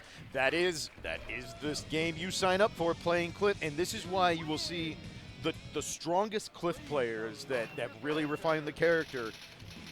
They look like they're just kind of flailing because Cliff can do that. He absolutely gets away with it more than a lot of characters do, but he still has the worst stun in the game. He has moves that raise his own stun without doing anything from the opponent. And he has terrible defense modifiers, so you go too far, you get yourself stunned. That's all it takes for its turn. But the gold burst, this is going to be an OTG, yep, and this is going to go for the instant kill. This is it, though! We get a big drop. Oh, no. Oh, This but is the out Pop of range for the Buster! Pop Buster, yep. Tough spot. The crowd goes wild as the Pop Buster rains through on the drop down. Catches the backdash. Yeah, counter hit 5K. That move looks so innocent. Just a little toe tap from the old man. That move is terrifying. You get counter hit by that, you can die on the spot. The taunt Oki coming in. Izzy just kind of holding down in max range, using those long-range arrow pokes, not really going in too hard, doesn't want to eat an accidental P-Buster, the IAD in. Should do it here, not going to spend the burst, just going to eat the combo, down he goes, and match point for Izzy as she's looking to finish things off here. I respect the restraint from Agindin there. The temptation to burst was going to be very high, and it might have paid off, but I respect the restraint. All right, opts to use it here, but now going to have to play it straight up. Probably was looking for flick and got an accidental 2H. Now in the corner with no burst, but a lot of meter to play with. It's a damaged meaty disc, and already under heavy pressure, Izzy. One more hit, finish the job here. If they find an instant overhead, it's going to add up so much more damage. OTG for the extra credit, and burst is there, and it's baited. Yeah, just checkmate at that point. Really well played by Izzy. She's going to stay on winner's side. Really good back and forth. That's a Cliff matchup right there. It's all going good until that one mistake. Yep, one instance, and I saw Agony try in some spots, getting caught trying to Pop Buster on those regen pressure, but it's just so hard to guess correctly and find that right answer there, and it's just matching the damage, right? Potemkin can dish out a lot against Cliff, but when Cliff will do a lot to you and keep going afterwards, it's just, it's tough. Yeah. It's tough. Yeah, I mean, you have to understand, Cliff can stun Potemkin on a good confirm. Yeah. Like that is the thing that is so crazy about Cliff is that. And then they missed their instant kills. Yeah, right, right. And it doesn't even have to be Gold Burst, Force Break, Chop. They've got these routes now down where it's like, oh, you got swept mid-screen, you might be stunned on the spot. Even Potemkin, who has the biggest stun bar in the game, stun is a hidden mechanic, unfortunately. Old school games, sometimes we just don't give you all the information. You're going to have to go into the wiki, my guy. But that's kind of the back and forth there. And we saw the one time Izzy tried to dodge, she got gripped immediately. Agony's like, no, I'm not having that. Some good Pop Busters, but again, relying on a tool that's so hard to get the character that just loves to be airborne. It's a Guilty Gear and how it goes. And this is how our next match is going to go, as we're setting up for Mr. Pomegranate X coming back up again. Their opponent, TJ Brown, the Amazing Testament. Yeah, we saw earlier, so it should be interesting. This should be really interesting. Pomegranate kind of has that, what I would expect of a Bulldog style. So, like, not playing neutral when neutral is warranted, but really wants to get in and start the mauling. Because that's what all bad guys want to do. The whole idea of bad guy is that, yes, wild throw is the thing. Bad guy is at his best when you are scared of wild throw. That is when he truly gets terrifying. You decide to take a risk and try and jump out, or you try to challenge, and then you get counter hit 6P for literally all your health. But we saw how well TJ Brown played. Her Testament making every little moment count, maximizing the meter usage, just the BS, maximizing the BS of Testament. There's a lot there, but it's a special kind of like BS, using that Master Puppet so effectively, going through normal so effectively, and just playing all the way around that. So we'll see how well Pomegranate can disrupt that flow with the style of just party boy soul bad guy, or will TJ Brown just maintain her composure, set everything up as she did before, and just roll through? Yeah, I would say so far she's had the cleanest play we've seen in this block of pools so far, so we'll see if that can continue as we go in. Soul versus Testament. Soul gonna have to navigate well. Does have some good ways to deal with nets with JP, JH, both good ways to clear those out. But early on, they're already set. Gets caught by the 2S anti-air, and we're gonna have to confirm. Nope, doesn't get the one hit. Badlands, so. Okay, I like that. Knowing that Soul's gonna be landing in the air. Finally using the Force Break skull that she used earlier, but Pomegranate X. A little bit of a lead, finds the clean hit Viper, and now we're just adding on damage. Testament, of course, one of the bigger combo dummies in this game. Testament has a massive hitbox, so I like it. Nice confirm on the IAD, and Mr. Pomegranate, pretty clean start there. There's a matchup you definitely show yourself comfortable in, but the jump forward, just gonna happy to set up the net, Badlands right into it, and a burst out immediately. What a slash back. I know that screen take anywhere. All right, yep. Goes up, says, I know you're going to do something, run into this, but unfortunately, no real reward off it. First time we've seen TJ Brown not finish one of those conversions, and she's going to pay for it. Woof! Sidewinder damage into the corner, and here comes the mix. All right, catches the mash. Wow, went for the burst, but I see you, Mr. Pomegranate. I see you slash backing a net with impunity. Oh, but waited for the EXE Beast that caught and give a big combo opportunity here all the way to the corner. I very like the situation. Gonna set up Master of Puppets, planting a tree, and now you gotta be careful because that tree's gonna sprout some wings and fly. Yep. Okay, got rid of the tree. Another one. All right, one left. Got to bait that one too. You see Pomegranate trying to get it to trigger, but this time eats the hit. Goes for the hero burst. And not enough. That's a big bet. That's a big bet right there against a character like Testament. Oh, round start heavy for the stagger counter hit into the EXE Beast combo, looking like we're just vanilla accent core. Gnarly. And Mr. Pomegranate going, I really wish I had that burst right now, Bucko, but got to work with what you got. And now, man, we are going for slashbacks like we need to breathe in this joint. But TJ Brown working with a green bar finally takes her first hit, but there's a tree just sitting there. He wants to pop it so bad. Yeah, it's what it is. Again, I'm going to say it for the umpteenth time today. It is one of, if not the single best win condition in Plus R. Yep. There are just so little options to deal with a thing you cannot interact with directly. You just have to. You are literally walking into the wrong part of town, naked and willing, and just being like, boy, I sure hope nothing bad happens. I sure hope a tree literally doesn't just spawn from the ground in front of me that you can't even see where it's going to rise from. Yeah. That's always like the hardest part. It's just, you think 3 times Mr. Pomegranate tried to trigger it, and then the 4th time was like, there's not a tree here, and you get George of the Jungle. And now, force the burst, TJ Brown getting comfy. You can see that. Nice FRC, big sandwich pressure, and look at that. Guard bar, Guard bar, blah. Not able to get the confirm, unfortunately. Okay. Mr. Pomegranate says, drops the Sidewinder combo. That would have been a big reversal of momentum. Now, okay, we're back in. All right, we're back out. I like the delay on the burst. Very smart. Didn't set themselves up for a burst bait, but TJ Brown in the corner. Nice conversion. Oh, but the drop. Do it again. Almost no meter here. Light punish and extra credit too. Found the hit to finish the job. Match point. Yet again, TJ Brown just blocking overheads on reaction like it's free. I don't think she's gotten hit by a single overhead in any of the games we've watched so far. But Wild Throw's not an overhead. That is a command grab, my friend, and you ain't blocking that. Right. No second clean hit though, so no hard knockdown, giving TJ Brown a chance to just set up some webs in the sky. Land safely. Woo! Nice challenge. Just throwing it out there. Have meter to RC. Have a burst avail as well. EX Skull's coming at you. It's going to show up. We were just planting nets, but wow. Jump back JD for the counter hit, but Mr. Pomegranate right back in on the cross under.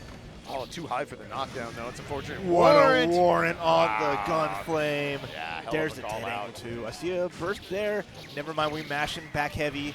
Master of Puppets, it's time to plant some trees and force the checkmate.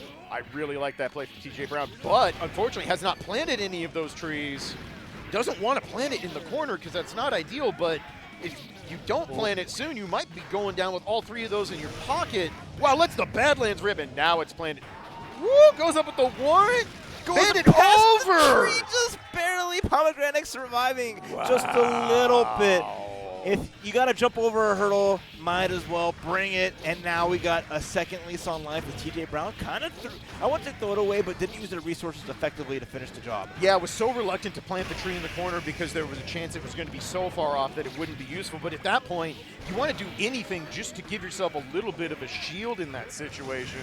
And by the time she got out, you see Mr. Pomegranate do a little improv, and now trying to even up this set, but is in the corner. This is going to be a full cover. No, a rare drop. First big one we see from TJ Brown. Nice conversion to Grand Viper. This is going to hurt. Oh, this is big. Pomegranate X. Big recovery throughout here. Again, no overheads for you. Jumping away to fuzzy block. Yep. And burst the burst. No punish. It's okay, though. Master of Pup. No, sorry. The startups look a little similar sometimes to Andew. Next hit will win. Warrant baits and the it. Punish. Nice. Wow. You're seeing it. Nerves are starting to kick in a little bit here. We're getting deeper in the run. This is a winner's final set. It's got to keep the composure. It's hard, man. I'm telling you. Bazaar is a hard game. You see the best of the best drop things, and it's going to be who can clean it up the most, who can earn their conversions and make them count. That's who's going to take this set.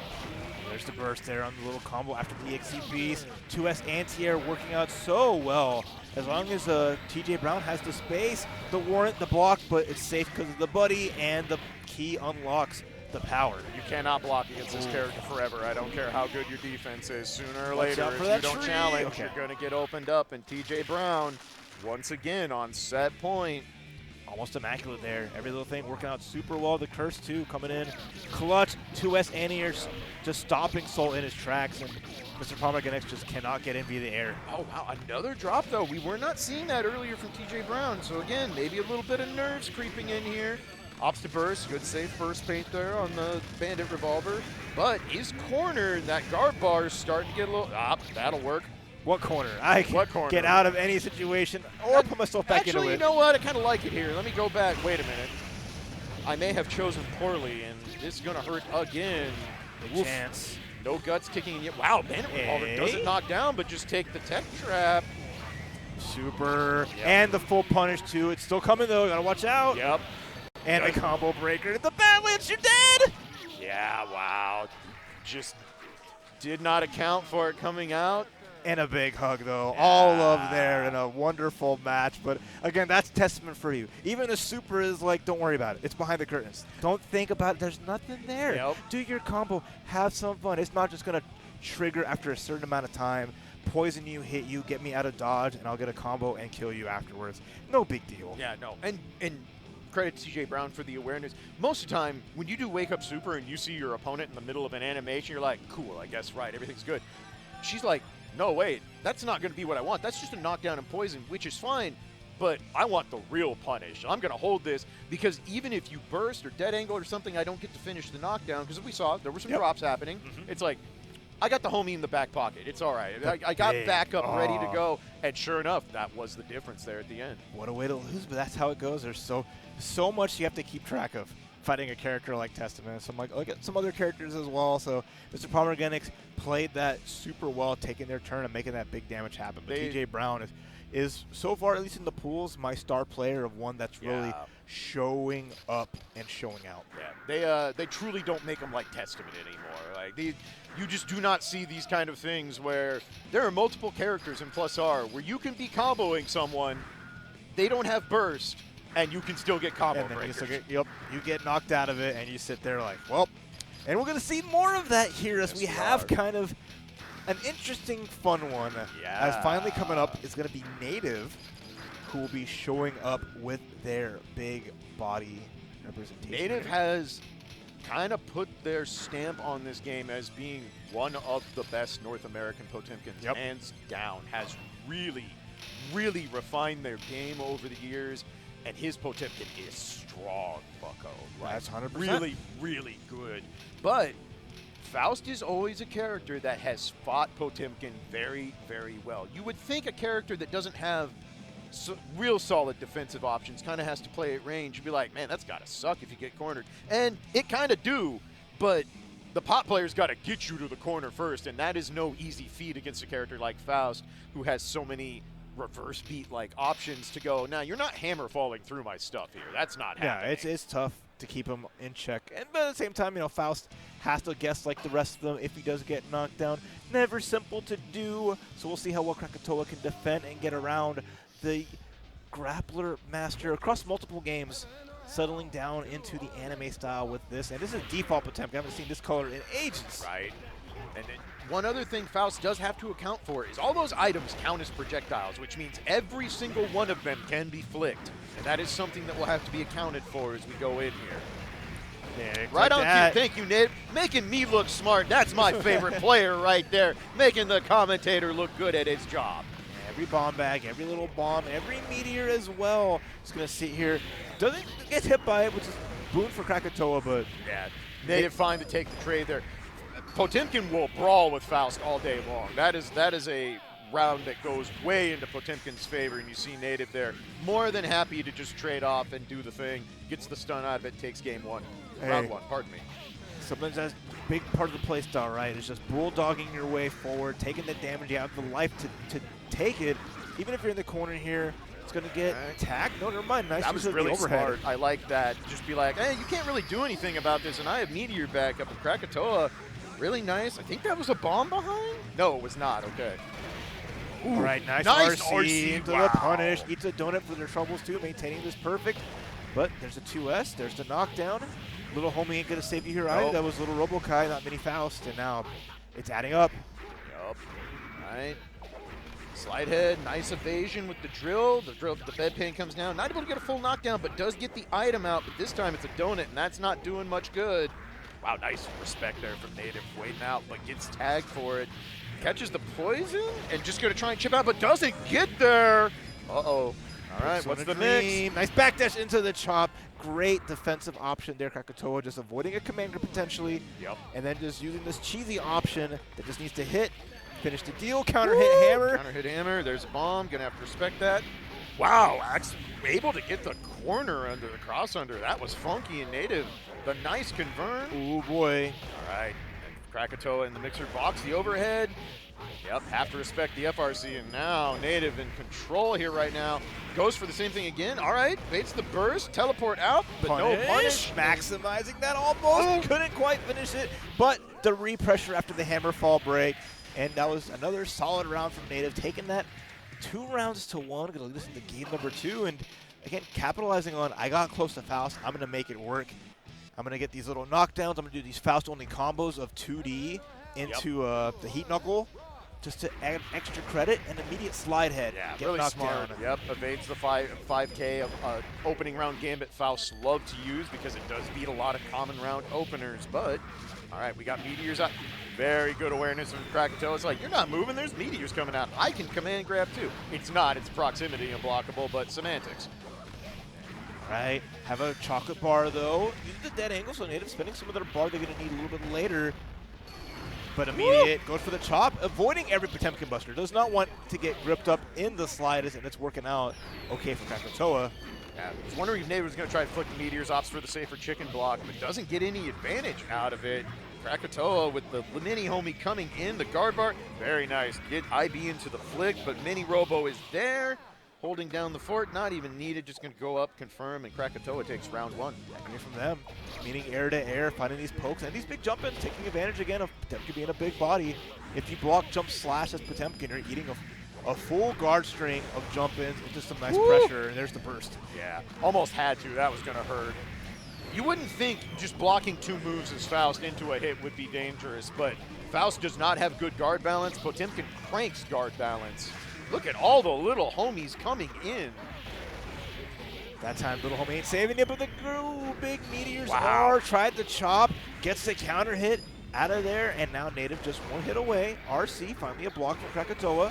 Good defense from Krakatoa. It does eventually get caught by the JP, but Native was like, all right, I have time. We can heat grab, and just at the trade frame, busts out the Meteors, but keeps the cool. Is on set point now. I've seen more unblockables from Krakatoa than I've seen from Native. Hitting the 2K, good answer to break the armor, but come here, buddy. Your long limbs are getting magnetized. Yep. Didn't get the break. Maybe try to get a little something extra. There's a bomb for a free flick. No, just jumps over it. Yep. All right. Back and forth. Another bomb going to have to chill for a little bit. Native looking for a spot. Gets knocked out of slide head. Head first into the bomb. Yep. And another Meteors. That's another one here. Native has to wait it out. Yep. Krakatoa, again, kind of getting the right items at the right time that are really benefiting him in this. Right now, has to get over the little homie. Yep, very nice. Wow, hard burst bait that does not come. And the little homie is there to extend the combo. Hammer fall in. A little tag and nice slide head. Yeah. Goes under the far slash. Finally going to see a chop come through again. What to say? I was anticipating a Potemkin buster. Try to go for the guts crush. Last chance for Native of this round. No punish. Oh, gets the hammer fall. Don't burst here. Where is it going to come? There Slide it hit. is. Oh, but he doesn't finish. The drop the Meteors again. The chip out isn't coming. What a hit! Wow. Krakatoa ties things up 1-1. How many meteors at the end of that round? Good Lord. And we saw Native was just like, bro, I'm done with this. I'm hoping the slide head finishes the job. It does not. And we move into a third game back and forth. Not often you can say that Faust and Potemkin are both brawling, but that's kind of what we got right now. And our first Potemkin Buster finally taking that doctor to the chiropractor, but immediate drill into just more pressure. Nice backdash, though, avoids the overhead. Good FRC to stay safe. Right, the burst into the little Robo-Ky. I was wondering, 6P. I was like, I swore I saw Mini Woo! Robo. There he is, block on the 5D, though. Wow. The dance back and forth here. Native comes out ahead, earns the corner, but dead angle out. I got one of those too. Back you go, sir. Nice 5D to avoid the slide head, but still gets tagged. All right, jumping over the slide head, a little tricky here. What can we do? Any one touch, try to jump away, no FD, and Native back in the driver's seat. But can they close it out against Krakatoa, who's playing the wild and wacky style you mentioned, opposed to other Fausts? Yeah, absolutely. Native all the way back on set point now. Nice. All right, good challenge there from Krakatoa. Gets out of the pressure. Ooh, scary. That Scary. 6P, Yep. 6H hit. That would have been dangerous territory. Yep, we saw Krakatoa opting to jump out there, afraid of the Potemkin Buster setup out of the FRC, and now fully cornered with a big life deficit. Does have some meter to work with. Yep, gets the dead angle out. What's the play? Maintain this life. He's probably going to play. The meter's going to help out a little bit, but a non-factor. The flick missed time, but it's okay. We take a little bit of damage. The bomb is not going to affect it either. Native just up backing, finds the hit, baits the burst that time, and no drops with the heat. Knuckle, well done. Yeah. You see the nerves definitely kicking him back and forth there, and that will happen a lot when you're playing Faust, especially in tournament, because I don't care how much you play the matchup, you are never truly prepared for the right item in the exact critical moment. That's so hard to adapt to, and like we said earlier, you always have to play Faust game. I don't care who you play. You are always playing Faust game. Even if it's the mirror match, you're still playing Faust game. Yep. A lot to think about. And very exciting. Both players really having a fun of it, right? Because you see Native just doing Native things of I'm bulldogging my win. I'm going to find opportunity. I'm going to find a grab. Whereas hits was like the leading thing of that. Krakatoa just pulling out all the stops at every range. Made that exciting instead of just I'm going to walk away. I'm going to poke, zone, and just really be more patient. Yeah. Krakatoa was like, screw that. Yeah. I want to fight. Yeah, I want to fight. I want to fight. And sometimes I kind of respect that idea because I think if you know Native, if you've played Native, you know his fundamentals, his defense, his play is very strong. And sometimes you kind of just got to go, you know what, if I play this by the book, if I try to play this on script, I don't know that that's going to work out long term for me. Exactly. So let's throw the wrinkle. You're not going to expect me to start playing Rushdown Faust on you. Let's have some fun. And just Let's go. Every time a meteor, every time any kind of item that allowed, I'm going forward. We're going forward, and I respect that idea. I respect the concept of recognizing it. You know what? Playing textbook is not going to get me where I want to go, so let's try going off script. It didn't quite get there, but it's all right. He's still. I mean, the game against Ukyo was like the energy that really set it off. Right. And if you lose to Native, you still had a good time. You had a good showing. You still have a loser's bracket, but like you made your mark, Krakatoa. You continue to leave your imprint on the Guilty Gear community inside and outside of the game. And I love that. And that's the thing is like most people know Krakatoa for the content, like because it's. If you haven't looked at Krakatoa stuff, please go watch it. You will have a good time. I promise great. you. But the thing is he's not just a content creator. My man knows the games. He's a good +R and Xrd player. You are not going to sit down on the sticks and just bully the man off. So really cool to see. Really good back and forth. Really enjoyable set. We'll see more from Native and Krakatoa as we go on. But up next, we have Gravy Jones taking on Dream R. All right, Dreamer. I like that. Dreamer, Interesting. there it is. Haven't seen them, so we get to see them finally on the sticks here, going up against Gravy Jones, who is a force to be reckoned with. That Zappa is nothing short of pretty crazy. Yeah, really. I remember playing Gravy Jones in one of the 25v25s we did at when +R was really ramping back up with the rollback, and I could see I'm like, this dude, he's got a feel. Like he kind of understands the character. He knows what's cheap, what's not. I'm curious to see where this dude is in a year or two. And sure enough, has really, really refined the play. Zappa is a character that takes a lot of experience. it's easy to be like, aha, Zappa sword, aha, Zappa dog, I so good at game. You gotta really know how to pilot this character. You have to know how to play off the cuff. Because sometimes you're gonna get knocked down and whatever comes up, you don't know unless that clock is exactly on 2-1 or 0. So, playing against May though, I don't know that Zappa hates this matchup, but I don't think Zappa particularly loves it. Characters that can kind of be annoying in the air can be a bit obnoxious. But early on, Sword doing work, and Gravy Jones with a nice lead, and earns a burst already. Hey, earns a little punish too with the up Dolphin, just kind of screwing things up a little bit. The escape comes out from Dreamer, getting tagged though. Gonna get another summon here to the dog time with the overhead setup. It's just adding on this damage, playing super fast. Let's see if Dreamer can catch up. Yeah, big life lead here. That classic Zappa play there. Set your summons somewhere, dare them to try and jump over, go up and get the grip. Zappa is so good at that. The KB Nova classic right there. Dare you to jump over me because I'm just going to throw you right back on the ground. All right, Dog's available again. Dog being one of the strongest ones to keep a person locked down, especially when he's knocked down. May, though, trying to jump over. It's not working effectively. The Ghost and the Goal Burst as Gravy Jones just wants the space. Yep, just going to control space, something Zappa does incredibly well, especially with the Ghost. Dreamer does get in, but the dog immediately back out. Dreamer opts to burst to get the corner. Can we get in? Not quite, but we got some pressure. All right, set the hoop. Gravy Jones challenges back, does get out of the corner. Gets caught by a restive roll, but I think he'll take that trade. Yeah, it's not been a clean hit at all. Dreamer's finding some damage here, nickel and diming it, but it's not about a big May combo, not looped anything. Dreamer's just been so hard to catch and pin down. Has the sword, but gets hit by the jump 2H. All right, immediately takes out the dog. Good poke there, and now, nice, I like it. Empty throw, what's the play? Okay. Dead angle's a good play. Yep. That dog's available again. Wake up Dolphin. Nice squash on the dog with the jump 2 heavy, so active. Wow, kills it again, but this time eats the knockdown. It's and back, Doggo though, don't again, worry. and you're in the sandwich, and that is unfortunate. The last second burst, though, to try and run it back, but nothing doing. Gravy Jones takes game 1. Sweater dog stage just kind of brings the dogs out of the pound. It's just chilling in the background, and all of a sudden the summons just keep on pouring out. That was a lot of bark in that round. Again, if you're not familiar with Zappa, the summons are random and can happen randomly when Zappa is knocked down without a summon. So you have to be adaptable on both ends, as the Zappa player and the opponent. What usually happens is most characters can fight one summon pretty well or kind of okay. The problem comes when those other two come out.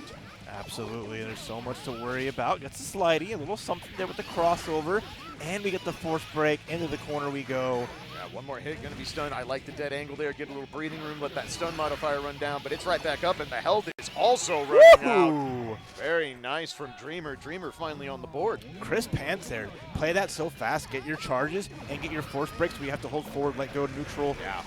Really just playing quick and like to see that. Gets around on the board, and the punish on the DP. Woo, doesn't block the dust. We got impossible dust. We sure do, but crosses under. Zappa does have kind of a funky hitbox, but right back to the corner, and right now Dreamer looking clean. A rough burst. That's and a that's wrap. Gonna be it. Wow. Murder She Wrote, May special. You make one mistake and let her get a close slash while you're airborne, and next thing you know, your life is gone. Yeah, it does not take much with this character, and sure enough, just like that, we're going to a final game. All right, let's see what Gravy Jones does to try and adjust here. All right, cross under on the Ghost. Harassing with the curse. There's junk all over the screen. Nice air throw there from Dreamer, though. May's got him too. Zappa's not the only one with the air dunks. Command grab whiffs though, so not an overhead kiss. And now it's a tough spot here. Gravy Jones has the sword. Haven't seen the summon in all that last game. Yeah, not seen a lot of sword yet, and when it was out, it wasn't terribly effective, so we'll see if that changes. But Rao is on deck. Ugh. Wake DP immediately. Big chunk of damage there. Slidey, disrespecting, but are you respecting the uppercut? Yeah, yes, absolutely. you are. Yep. All right, Gravy Jones looking to close this out. Dream has to be, yep. That is a no-fly zone when Rao is on the screen, my friend. You got to respect it. That is a 3-frame DP, my friends. Best thing he got going for him is uppercut. It just forced you to be like, I got to chill. Can't do anything like that, especially DP RC into DP is just massive. Yep. And okay, nice overhead setup. And now we're going to hit these combos super clean.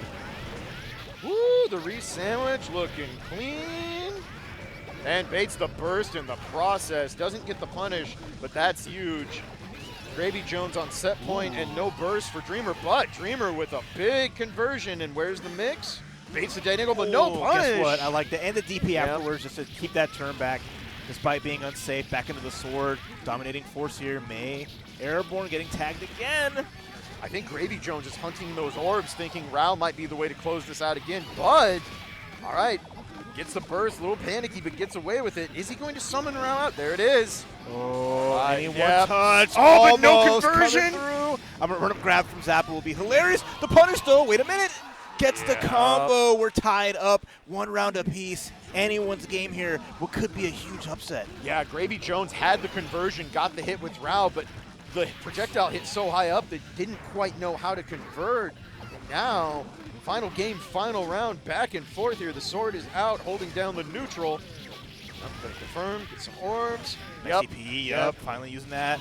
Nice challenge, not gonna let them wake up Dolphin anymore. I really like that adjustment. Oh, the whistle gets right past it. That's an RC combo, no burst yet. Okay, sword is available Wow, again. so smart. Gravy Jones just runs out of the corner, Ooh, but then runs right back in. Blocks the dust, all right, ghosts are out. Probably the last thing I want to see if I'm Zappa against May. And our guard bar cranked up so high. Yep. Runs out of the corner, gets the summon on there, and the anti-air. All right, both players going to get burst back very, very soon here. Just going What to a have to throw. be cognizant of that. All right, Gravy Jones is back online. Rao is out. Immediately bursts into the uppercut. Gold burst there, full meter. Oh, Trying to put the whale out, baby. no good. There it is, where's the block? Yep. Do it again. All right, May still has meter on deck. Rao is about to run out. Gravy Jones is going to be extra run. Oh, Hits the it, but hit! Rao is gone. Almost an air throw, gets the jump. RC, that should do it. Dreamer takes it 2-1 over Gravy Jones. Wow, what a conversion at the end there. Great awareness.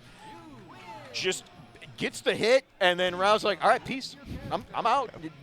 Look, My man, job here is done. My contract is for a set duration, and that duration has passed. There is no overtime today, my friend. And Dreamer takes advantage. All it takes, one little crack in the windowsill, and Dreamer's like, sick, I'm coming in, bucko. As the hard part, it's like Rao is just a double-edged sword. You have an amazing uppercut, but you lose access to all the other summons unless you like spend the unsummon to just like clear him out. At that point, that might have been like the play is just say, hey, here's love, Rao. Yep. I don't want to see you anymore. You're not really helping me here. Let me get my homies back and do from there. But in the heat of the moment, difficult, right? I wonder, it's almost like that round that Rao closed out might have actually been a bit of an undoing, because it's like, oh, you don't know how to deal with these uppercuts. Because you saw him go for multiple sword combos, like four. Like, you know what? But I found my win condition. I'm going for it. And then Dreamer's like, oh wait, if I just don't stick my face out, I can kind of chill here. Like, yeah, and then you're going to use your bar. Yeah. You're going to want to uppercut with Rao, and you're going to spend half your meter. If I block it, cool. You just spent all these resources. Your biggest strength of this summon is really like not going to work if I just wait. Yeah, and then it worked out. Yeah. I mean, incredible set, incredible patience, and just the back and forth between both players was super. The Dreamer just maximizing those little chances she forced for herself. Super good. Absolutely, really good stuff.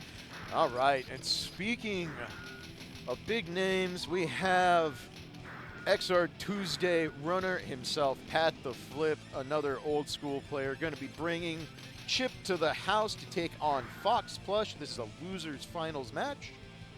So we will see who gets to move on and who has to go home before top 48. All right, and again, we are finishing plus R today. There'll be more big action after this, but top 8 will be tonight at 8 p.m. Central Time, so look forward to all that plus R action to round out Friday here at Frosty Faustings. Yeah, absolutely. So, yeah, we're going in. So it looks like we have, okay, Fox Plus plays Bridget. Cool. We do not get to see a lot of Burry in this game, so it's always a treat when we get one on stream. Yeah, Isaac J couldn't make it.